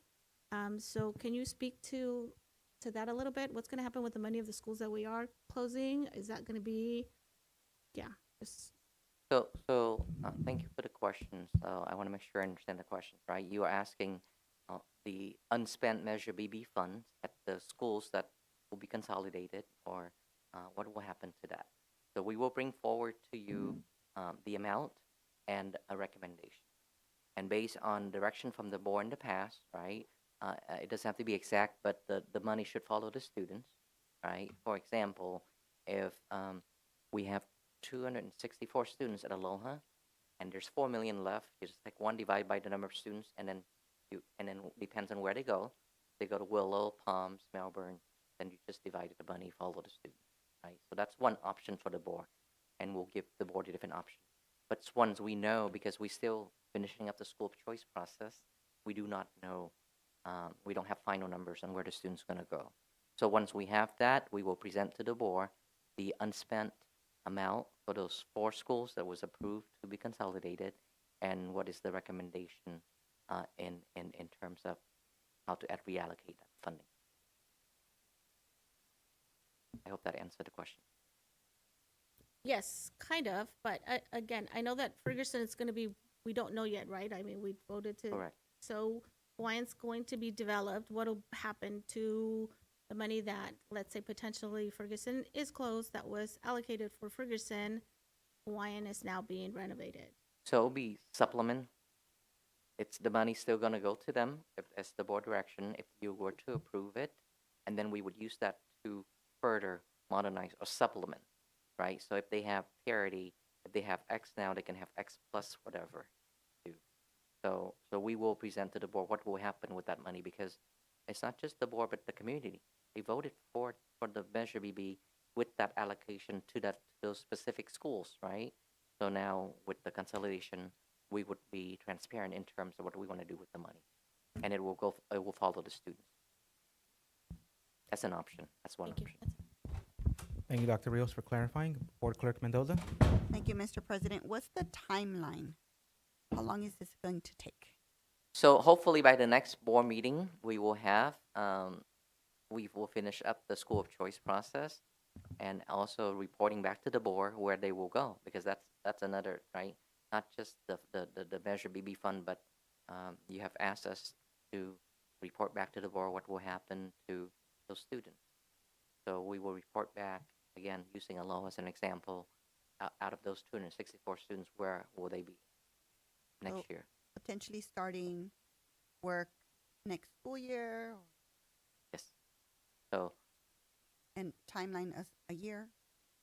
Like I said, in the spring, April or May, we would, once we have the school of choice numbers, we know where they will be attending, we can bring a recommendation. Thank you. Thank you, Board Clerk Mendoza. Any other board discussion? Seeing none, all those in favor, please say aye. Aye. Motion passes 7-0. Action item 4.5. Oh, sorry. Excuse me. Can I get a motion to extend the board meeting? Let's do 12 o'clock again. I don't think it has to go that long.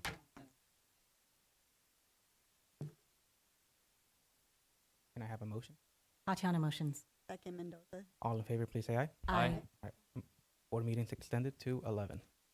Action item 4.5A, may I have a motion to approve bid award ABC 1692 intrusion and access control at Cerritos, Gar, and Whitney High School to DLRM Systems and Inc., DBA RM Systems as the lowest responsive and responsible bidder. Second, Mendoza. Mr. Nguyen. Thank you, Mr. Chair. We have finished modernizing our high schools. Artesia is actually the first one to get to have full access control. The other 3 high school, we have not done access control and intrusion system. So this bid is to finish that and to bring parity to all the high schools. That this will provide intrusion and access control to the 3 high schools, Cerritos, Gar, and Whitney, at the amount of $1,650,000. And the recommendation is to, again, award it to the lowest responsive and responsible bidder, which is DLRM. In this specialized field, we only received 3 bidders, which is specialized, not like a general contractor where you get 10. We believe the bids are good, and I recommend for approval so that the remainder of schools can have full system of access control. Thank you, Mr. Nguyen. Any public comments? There are none, Mr. President. Thank you. Board discussion. Board Clerk Mendoza. Thank you, Mr. President. Can you just go into more detail what it means to have intrusion and access control? Thank What is you. it? So the intrusion system is that's self-explanatory, right? That's their alarm system. That's the intrusion system for to protect the the property of the school. The access control would be ideally when it's all said and done, um, the front office or certain administrators can just press a button and the entire campus will be locked. This classroom will be locked, right? There'll be training and all of that. Uh, in terms of the key, they can use the card now to access the classroom. So like this one here, and then that's the intent is to able to communicate with law enforcement if there's an intrusion as a press of the button. So those are the enhancement that we are making. Thank you for the clarification. Thank you, Board Clerk Mendoza. Board Member Rios. I'm very happy to hear that. I think that is going to go a long way in ensuring safety. I thought you were talking about the fencing, and I was like, I was not a fan of the artificial facing. I think it's very unattractive, and I wanted to know if it really does, A, how much money that would save, and two, I mean, has it really made a difference, right? Because again, it's not the most attractive, but no, I'm totally for the key access and the immediate response or connection to law enforcement. Thank you, Board Member Rios. Board Member Nishi. Yeah, thank you. Also, really quick, just for the public's sake, we can't use this money for like pay, correct? Like regarding the positions that we had just reduced, we couldn't use it for that, right? That is correct. Thank you. That's all I wanted. Thank you, Board Member Nishi. Board Member Yu. Piggybacking. So 1.65 million will be spent, and this is source of funding is from the Measure BB, Yes, the ma'am. bond. Yes. And this is going to be used in all the high schools. Artesia already has the system. The rest of the 3 high schools for safety. That is correct. Yeah, which is essential for the public to be aware that the bond was used at the beginning during the pandemic. We used it to install all the security cameras, and this is another safety measure. So the parents can be rest assured that all of our campuses, high schools, are very secure. We are doing our best to ensure the safety of our students. So the bond money is used for good uses. Yes, ma'am. As Yeah. reported by the Citizen Oversight Committee. Yes. Tonight. Yeah. Thank you very much. Thank you, Board Member Yu. Any other board discussion? Seeing none, all those in favor, please say aye. Aye. Motion passes 6-0. Action item 4.7A, may I have a motion to adopt Resolution 2525 to form a 7-Eleven committee to advise the Board of Education on the use and or disposition of certain real properties owned by the district.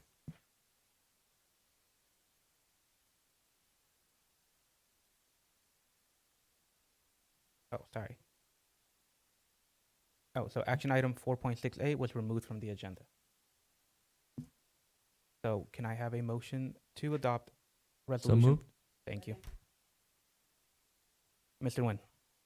Thank you, President Noyola. So this is a legal requirement before the board consider any lease, long-term lease, or disposing of surplus land, property. You must form a committee to advise the board. And they only have recommendations, like any advisory committee, they can make a recommendation to the board and it's not binding. The board make a final decision on that. But the intent is that it needs to have a community make the recommendation to the board that reflect the district. So there's different category. There's a reason why they call the 7-Eleven committee, right? So it says that it have to be at least 7 members, but not more than 11 members. So the 7-Eleven is the number of memberships within that. You can appoint no less than 7 and no more than 11, right? And it has to be on page 169 here, certain category within that. So they have to be very similar to the Citizen Oversight Committee. You have different categories. So this is different than your normal advisory board. This is a state mandated advisory board that we have to. So and like I said, on page 169 there, it stipulates the category that it have to be. They have to represent the ethnic, age group, and social economic composition of the district, right? So it have to mirror our demographic. It has to include the business community, such as store owners, managers, or supervisors. So it needs you have to have a business community member on it. It has to include the landowners or renters as a category. You must have a teacher, an administrator, a parent, and an individual with expertise in environmental impact, legal, contracts, or building codes. So, should the board approve for the formation of this committee, then we'll start the process of advertising for memberships, and then we will bring forward a recommendation to the board in appointing the members. So the process that we use with the citizen oversight is that we want to make sure that we hit all the different category, and if there's more than one interested party want to serve, we use the lottery system, albeit that they have to qualify for the category. Then that's the process we are recommending the board to use. The board may choose to use other process, but you must meet the different category within page 160. And on the same page is also stipulate the charge of that committee. What's their role, and what is the board asking them to do? So again, it says there basically to look at enrollment, to look at the different potential surplus land, and recommend the board for the best use, right? Whether dispose it or to lease it. So you either have one-time revenues or ongoing revenues. That's what you can do with surplus land. Thank you, Mr. Nguyen. Any public comments? There are none, Mr. President. Thank you, Board Clerk Mendoza. Board Member Rios. So to clarify, today we would be just voting to establish this committee, and then later we would decide if we want to appoint or like have people apply? Yes, ma'am. So today, the first step is to form the committee by this action, should the board approve it tonight. And then staff can make a recommendation on the process. And then once we have that, and once we have the applications, and we vet it, very similar to the citizen oversight, and we bring forward to the board for approval. So that's one method of appointing members to this committee. The board may choose other method as you see fit. Thank you. And I just want to add that this is very important to us as board members, I think, because when we're talking about budgeting issues, we also talk about, consolidation. We knew that there was going to be, with challenges, there are opportunities to bring money into the district so that we don't have to make these difficult decisions that we don't like making, but right now don't have a whole lot of options. So I'm excited with this committee. I hope that in fact it does bring in additional monies for us to be able to ideally always keep those cuts away from kids. Thank you. Thank you, Board Member Rios. Board Member Nishi. Yes, thank you, President. Yes, I am also thankful that we're doing this now rather than waiting to the very end and before we have major other issues that we have. So thank you for bringing this item forward as you did. The question I'll have is regarding the 7 and or 11. So you're thinking there's going to be an application process. So before, for the other committees, we typically appoint somebody. This will be more in line with the bond committee. Is there a requirement that it's done in that manner? There's not, like I mentioned, that's one method. The other method is the board can just appoint, but it has to meet the criteria. Still has to meet the within criteria. This. Correct. Okay, thank you. Thank you, Board Member Nishi. Board Member McCann.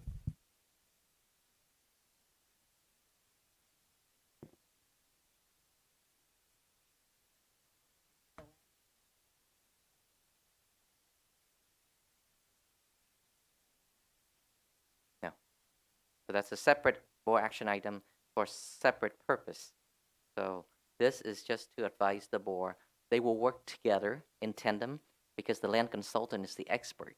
So they can guide the committee members, right? And they can guide the board.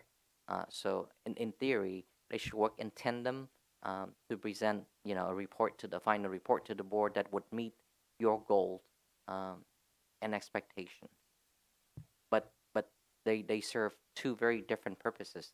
The land consultant will be consultant to the board, on how to maximize the value of your land, right? what is your goal and how to achieve it with their expertise, right? You don't have to do the land consultant, but you must do the 7-Eleven. So legally, before you're thinking of leasing long-term or disposing any land, you must form a 7-Eleven committee, right? It's a process, right? They would carry out their charge, make recommendation to the board. The board may choose to follow those recommendations, or you can choose to set that aside and you know make the decision that's would be appropriate for our students. Again, tonight we don't have that information. You're just approving the formation of the committee. In the future date, we'll bring back the appointment. Thank you, Board Member McCann. Board Clerk Mendoza. Thank you, Mr. President. Just potential questions, like considering we approve it, we get all of our committee members approved. When can we actually start the work? When can this committee start the work? As soon as you have 7 members by these category. So the legal requirement that you have to appoint 7 members. If we can get it done by the next board meeting, okay. you will do that, and then they have to meet these criteria. You may appoint more, but not more than 11. So could we, as a district, set a timeline? I'd like to have this in place before, because I want the work to get done quickly. So what am I looking at? Am I looking at? So you can approve the formation tonight and direct the superintendent to bring back at the next meeting a recommendation on the members and a process. So do we, just like you open it up for applications and we close it and then you do the lottery? again, that's one method. It doesn't have to be that method. Tonight, just the formation of the committee. Okay. And then the next question is, we have the last person on here, persons with expertise in environmental impact, legal contracts, building codes, land use planning. I'm thinking, how do we involve the cities in this committee? Because ultimately, we're going to be working with the cities where our school are consolidated. They need to be a part of this. How do we include them, or how are we going to go about including them? If they meet the criteria, the members have to be in that. Like I said, a city manager or city staff is not a criteria, but if they meet one of the other criteria, then they should be. The last 7-Eleven committee was in 2003, and there was a very prominent members from Artesia. Mr. Patterford was on the committee, and he meet the last criteria of the expert in legal contract, building codes, and land. That's the one that kind of like, just like the other one, the other committee, a taxpayer organization. Yes. Okay. Okay. Thank you. Yes. Thank you, Board Clerk Mendoza. Any other board discussion? Seeing none, all those in favor, please say aye. Aye. Motion passes 7-0. Action item 4.8A, may I have a motion to approve request proposal of ABC 1689 Land Use Consultant to DCG Strategies, Inc. Second. Mr. Nguyen. Thank you. This is again per direction of the board. We are, the district went out and issue RP, request for proposal, to 8 firms. We received 4 responses. We reviewed the responses. We make phone calls for reference checks and talk to the ones that we believe we want to make recommendation to. And tonight, we are recommending the board to approve DCG as strategies as a land consultant for the district. So and there's 2 parts to this. And tonight we only requesting approval of phase 1, which is the real estate consultant services. These are the experts. So let me back up a little bit into our process and recommendations, right? DCG have been in business for 20 years. They work extensively with many, many school districts, similar to our size, like I mentioned here, right? Inglewood School District, Azusa, Ventura, Hayward, a number of school districts. They are the exclusive partner, highly recommended by CSBA, California School Board Association. So those are the policy that we're looking for, because we want someone, not just land expert, but someone understand the school district business, right? And someone who come in can work with, understand the community, work with, reflection of the board and the community, but at the same time maximize potential revenues for the district. So that's the service that it will provide, and they will work along with the 7-Eleven committee. What I like about this group is also they understand education code extensively because, like I said, they have worked with school district up and down the state through this process. So they know the legal requirement of the 7-Eleven committee, the goal, and how to work in tandem with that committee to ensure that, when that committee give a final report or recommendation report to the board that would meet your goals and your expectation and your objective. So that's where we are tonight. They are the cost is $25,000 per site plus expenses not to exceed $2,500. So potentially, if you have 4 or 5 sites that you want them to use, then that's just the cost. And again, this is just real estate consultant services, right? When you get to the point, if you want whatever you want to do with the surplus property, then you may, at your discretion, retain them or somebody else to provide a service called brokerage services. So that's if you want to dispose a piece of land, right? No different than if you want to sell your house. You want a broker represent you. So that is the second step in this process. Tonight, it's just land use consultant for the board. Thank you, I Mr. said Wade. before, it's not, you don't have to, but this is what was the direction from the board, and we highly recommend it for the return on investments of what you able to get maximizing, because potentially, we have 4 or 5 district office, 4 potential sites. There could be revenues coming into the district. Thank you, Mr. Nguyen. Any public comments? There are none, Mr. President. Thank you, Board Clerk Mendoza. Board Member Yu. Thank you, President Noyola. Thank you, Tuan, for bringing this up. This is very important. I think that investing in a consultant and consulting company is very important because in ABC, it's not just the 4 schools that we consolidated. There are other lands in the district, right, that can be looked at. Is that correct? Yes, ma'am. Yeah, and also there's we can be very creative in terms of usage of different buildings, and before the bond money is used to renovate the whole thing, it would be helpful to have a consultant look at and scope the whole entire district and come up with recommendations that would really be maximized, right? So here on page 173, it kind of lays out the detail. Expertise in feasibility studies, data gathering and analysis, as well as recommendation of alternative business opportunities, exploring both public and private use agreements.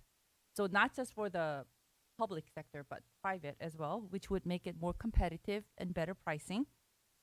And generating savings from operational expenses.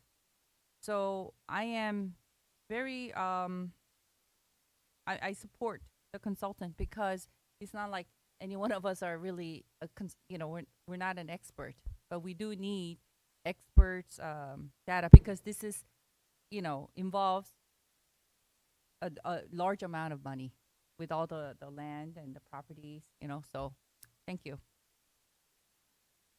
Thank you, Board Member Yu. Board Member Rios. I don't know. I mean, right now we're talking about saving money, and I don't know that we're going to have a whole lot of options with surplus properties. I mean, it's going to come down to maybe 2, 3 options. I feel like we're going to establish a committee, hopefully, that has some expertise in this area.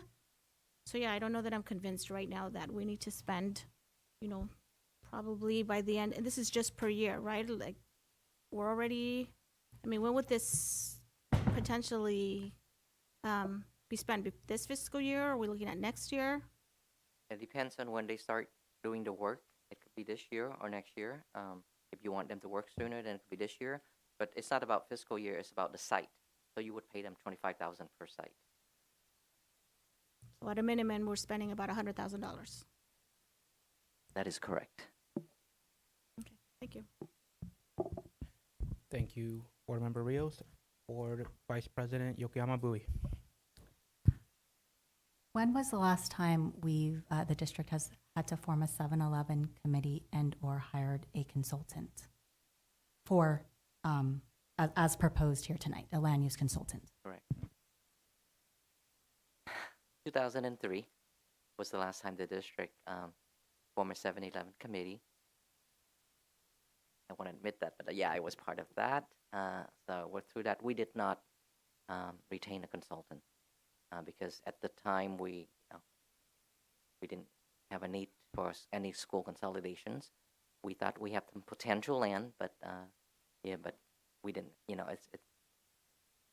was a different time. We didn't have the need. And just this is a follow-up question, and only because I know we're really looking at that price tag. Would it possibly be something that we can get contribution from city? So, like for example, if it's in a Hawaiian Gardens area or if it's in a city of Cerritos, would they be willing to help us with that cost? And again, I don't know about conflict and all of that, so I just want to put that question out there because we are asking our city partners to help us through these tough times. Yes, we can ask them. Thank you, Vice President Yokoyama Bui. Board Member Nishi. Thank you, Mr. President. So it says not to exceed 25,000. So it's an hourly rate up to 25,000, correct? No. So it's 25,000 per site. The hourly rate is if they were to work with the 7-Eleven committee, that's on an hourly rate. So when you want them to analyze the site and make recommendation for best use of the site, right? Lease, sales, the different method of doing that to meet all the legal requirements. So this is an analysis by site. So, okay, because it says here total not to exceed 25,000. So actually it's 25,000 per site. Yes. Whether it's super complicated or something simple like a vacant lot across the street. Well, it depends. So if it's just like I said, one of those consolidated schools, that's 25,000. If it's the lot behind the district, it may not be. So we can negotiate. So, okay, and that's what I'm going to request. Yes. That for some of the simpler ones that would take not as, you've already done plenty of analysis on some of the sites in the city. Yes. That maybe we could get, we would provide the superintendent and staff the discretion to negotiate the 25,000 down on a, as obviously the superintendent would have the authority to do so. That's all. Thank you, Board Member Nishi. Board Clerk Mendoza. Thank you, Mr. President. Could our 7-Eleven committee potentially do the work of the consultant? Yes, ma'am. So they don't have the expertise like a consultant, right? They specialize in that. They can they can carry out the charges and make recommendation. But like I said, if you look at the compositions, right? There's teachers, administrators, parents. So you rely on them, right? So for that process, it's more reflective of the needs of the community and things that the consultant wouldn't know about the district. So their recommendation mostly reflect on that. The consultant would come in, and from their perspective, as real estate professionals, can work within the law to and with our legal counsel to make recommendation, and with of course local agency, meaning city, for the best and highest use of the land and extract the maximum value out of that. The 7-Eleven committee, can they do that? I'm not going to say no. Yes, they can, but are they the professional real estate expert in doing so? No, because if you look at the category, right? So it's more of they're working with the consultant to let the consultant know the things that they wouldn't know about the community, about the culture, about the history, about what if. So it's they almost complement each other, but like I said, have to form the 7-Eleven committee, which you did, but you don't have to approve the consultant. But if you want to ensure that you get the best value of the surplus land, whether it's through the leasing process or selling, then consultant may be able to help. So I'm going to ask my colleagues if they would consider to first let the 7-Eleven committee form and meet and discuss, and then at a later time maybe bring back this item and to see if we need it, because I think we're all kind of thinking the same thing, that do we need to spend the 25?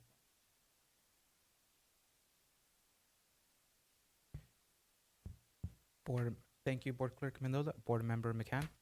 I would agree with Ms. Mendoza that we might be able to get the right people on the bus on this committee. And so the only problem I'm having with this is that they're not going to be able to meet all the time, where this is going to be the job of this consultant group. They're going to be able to spend more time. It's going to be their actual job. This is going to be a committee that's going to meet whenever they can meet, right? But it's a lot of money to spend. Yes, I would like to see this 7-Eleven committee form first. Thank you, Board Member McCann. Board Member Rios. Yes, I also don't feel comfortable voting on this today because I do want to see the kind of committee that we set up. I like the suggestion of reaching out to our city officials. And I'd also be curious to, like, we know other districts have gone through this. They've done consolidations. I'm curious as to see if they've hired consultants because they've used or made decisions about their surplus property. And so I'd like to ask staff to maybe look into that and do a little bit of research for us. I'm not saying no, but I'm saying no today. Thank you. Thank you, Board Member Rios. Board Member Yu. So realistically, when we had the ad hoc committee for facility, I mean, everybody have a full-time job or retired, and they meet once a month for 2 hours, and everybody have different opinion. Yeah, so it'll really slow down. That's just realistically, right? And for us board members too, it's not like we're gonna spend 10 hours studying this before we come here. So the committee is there to represent the community and different stakeholders to give input and direction, correct? And make final recommendation to the board. Yes. So we want someone, and I know that no one feels comfortable. I mean, some of our board members don't feel comfortable voting tonight, but we do need, because it involves a lot of money, we do need some expert and professional to give us the analysis of the data, the numbers, and experience working with other districts, and giving us that the real numbers, right? So that's just my 2 cents, and I think it's okay, but it will slow down, and that's okay because we still need to get the 9/11 committee together. I mean 7-Eleven committee together, and that's gonna take some time. And if we don't vote this today, later it'll delay, but that's okay. Thank you, Board Member Yu. Just a time check. We have 15 minutes left in our meeting. Board Member Nishi. I'll be really, really quick. I think it's, I'm okay with waiting a meeting as well, but I think it's penny wise, pound foolish. We're talking $10 million, $20 million. We're not going to spend $25,000 to get the best deal for our students ever. I think that it's hard to ask for people to give a $10 million opinion and volunteer to do it, because like, for example, I don't have enough professional liability to cover that. It's going to cost me thousands to do that. So we may not get the advice value that we get from free advice. We might get it, and so I'm okay with waiting, but not too long, because we need to make a decision on these properties. It's been fallow for a while. Since I started here, we have some properties that's been here fallow for, say, 8 years. That's it. Thank you, Board Member Nishi. Vice President Yokoyama Bui. Yes, I do believe we're going to need a real estate expert professional who can provide their education experience and input. I do also think we have a concern about potential conflict, and I feel like as much as we don't like to have consultants come in and give us their opinion about things, the goal is to have a unbiased party to be able to be there, because I know, if you get a community member in who's really pushing for something, we're going to have to look at why they want that so bad. So with that said, I do want to ensure that we have conflict-free potential consultant. Thank you. Thank you, Vice President Yokoyama Bui. Board Member Rios. I'm still concerned that here we are talking about saving money. I mean, it may be my own personal opinion, but it is going to come down to a vote of, do we sell or do we lease? And I don't know that we need to spend $100,000 for somebody to remind us of that. I like to think that staff can, I mean, we've had these kind of discussions before, can support in some of these efforts. About what the potential money would be. Again, yeah, today I'm not convinced. We're gonna have to come back and approve the committee. Maybe at that time we'll be a little bit more convinced of whether or not we need this committee, at least me. But I motion that we table this to the next board meeting. Is there a second? Can we make amendment, and I think we're going to be in the same situation. If I can ask a question of staff, that might kind of say when we can bring this up. Just for the public, when will the savings from school consolidations kick into our budget? So my understanding from Mr. Wen and the work he's done on that, we will probably see that in about a year and a half. We're going to continue to. Correct. At the end of this year, we will have savings, but it will take a bit to catch up because we still have to close everything down. Mr. Wen, maybe you could be more specific about when we would see the savings from the consolidation of 2 schools this year, when you anticipate that would be seen in our budget. It will be in the 26-27 school year. I'm comfortable with seconding Dr. Rios' motion to table to the next meeting. Well, thank you for that, but now that Tuan's back, is this consultant going to be talking to people as far as like giving us like, okay, this person wants to offer this for lease versus this person wants to offer this for a purchase? So that's the next step. So you are asking them to do brokerage services, right? So that's different. Tonight is just land use. They would analyze it. They look at different zoning. They would look at the market. They would recommend how much potentially you can best maximizing that, right? What's your goal? So if the board were to say, we want to dispose 2 and keep 2 for long-term lease to generate income, so you may do that. Or you might give them direction that, we want to lease all 4. We don't want to sell any of anything, but go out and bring back a proposal that would be maximizing that. So they would have to work with the city for zoning purposes, obviously, right? And how to maximize, the property. So. Thank you, Okay, Mr. Nguyen. so then my motion's back on the floor then. Okay. I'd be more comfortable motioning this today So and to bringing it clarify, back. your motion is to table today's item to the next meeting? Correct. And there's a second by Ernie? Yes. Any discussion on the table? Just really quickly, based on what Mr. Nguyen has just reviewed, the consultant will do. Our cities have planning departments. Our cities have community development. So, and again, I want to remove any potential conflict that our city may have, but we have people at our community who can handle those things. So if somehow we can work and make it independent and unbiased, those may be resources at our disposal. Yes. But thank you. Thank you. Board Member McCat.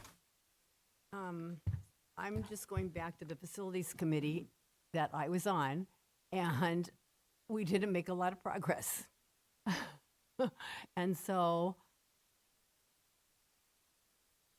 if we can get this 7-Eleven committee together quickly and we can look at the composition of it and think that it's worthwhile, then I'd say, okay, we can do that and postpone this decision about the land consultant. But when I think about the facilities committee and how far we didn't get, it was pretty discouraging. Understood. Thank you, Board Member McCann. Board Member you.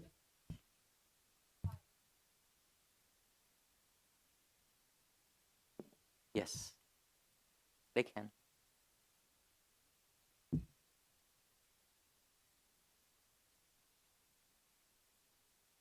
Yes, once we finish discussion. No, the motion on the table now is to table this item to the next meeting. There's a second. We're having discussion if we would want to table. Are you done with your item? Okay, Board Member Rios. Well, again, it's going to be our decision. Ultimately, this committee is not going to make the decision. It's going to be a recommendation. And just like the facilities committee, we had a consultant. They spent a lot of time. So it's going to probably be a lot like that again. But ultimately, it's going to be our decision about what we do with surplus. FYI. Okay, thank you. Seeing no other board discussion, can I have a roll call vote? Mrs. McCatton? Mr. Nishii? The table, and so, yes, for one meeting.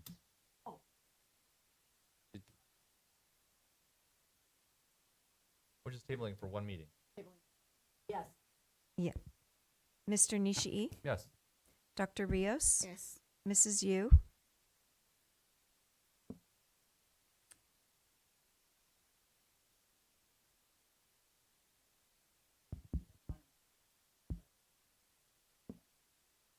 Mrs. Mendoza? Yes. Mrs. Yokoyama Bui? Yes. Mr. Noyola? Yes. Motion passes 6-1. Okay, so this item will be moved to the next agenda. Moving into board members' reports, you guys have a minute and 10 seconds each. Sorry. Board Vice President Yokoyama Bui. I attended District Innovation Celebration by our Dr. Lawrence, Gar Open House, Stowers Open House. I attended Honk Junior, performed by Whitman Elementary. I was able to see Camino El Éxito in action, the mentoring program for students at Willow Elementary.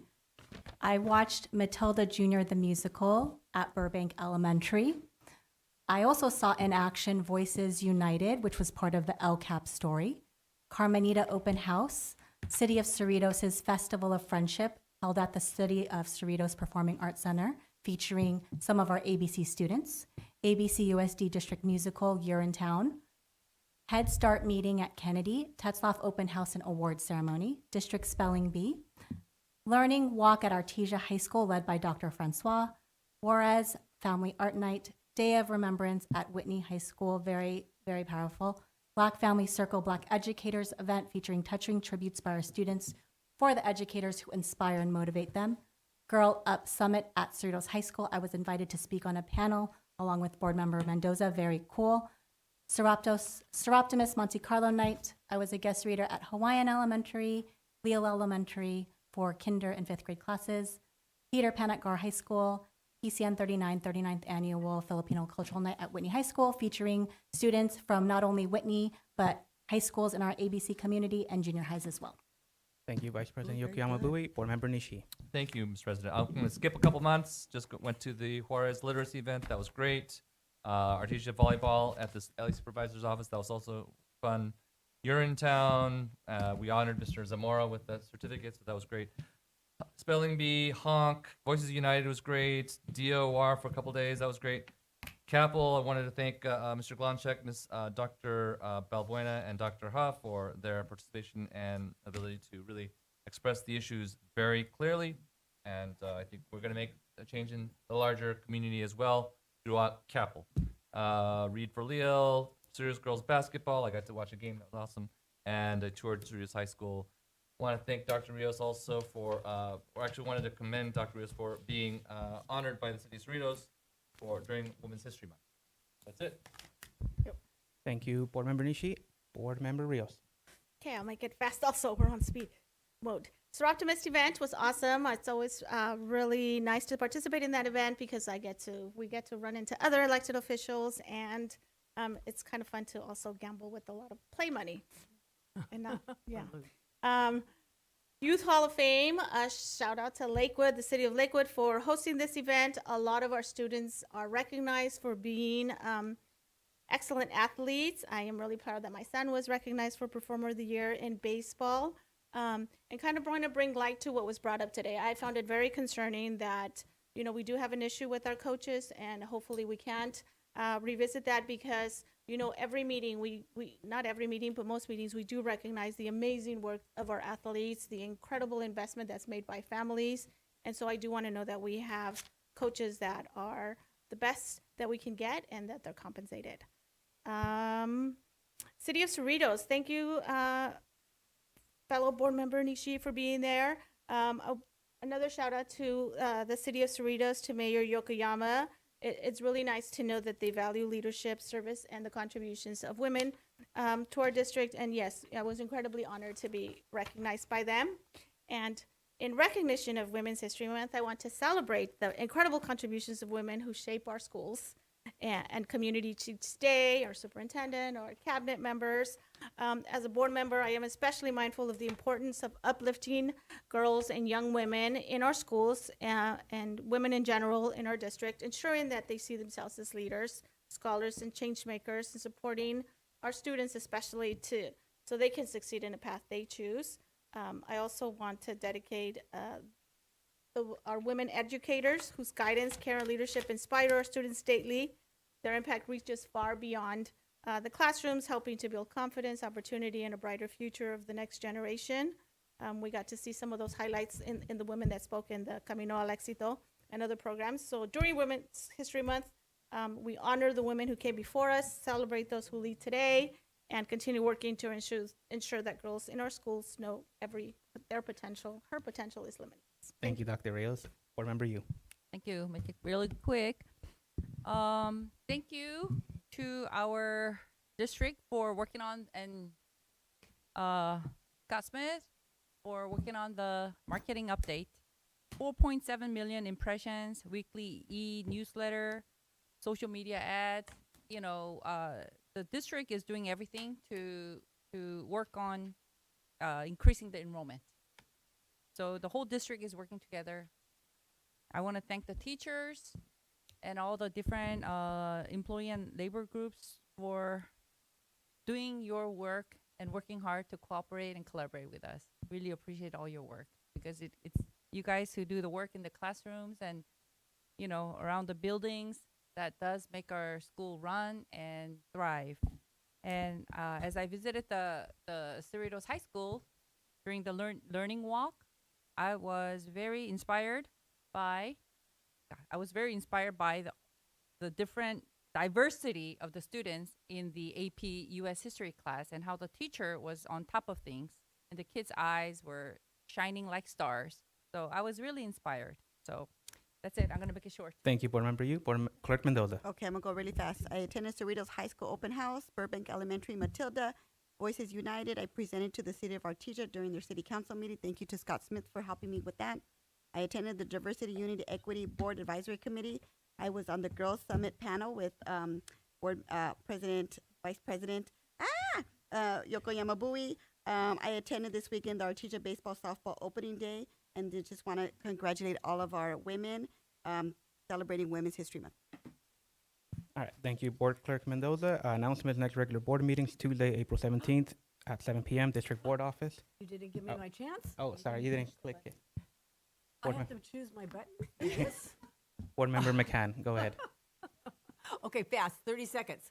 Where is Art Night? Day of Remembrance. Thank you, Mr. Nishi. Learning walks at GAR for longtime English learners and others engaged in the learning process. Learning walks at Willow using the YouthFly curriculum for foundational skills. Lakewood Athletic Hall of Fame. Read Day at Hawaiian and Leo.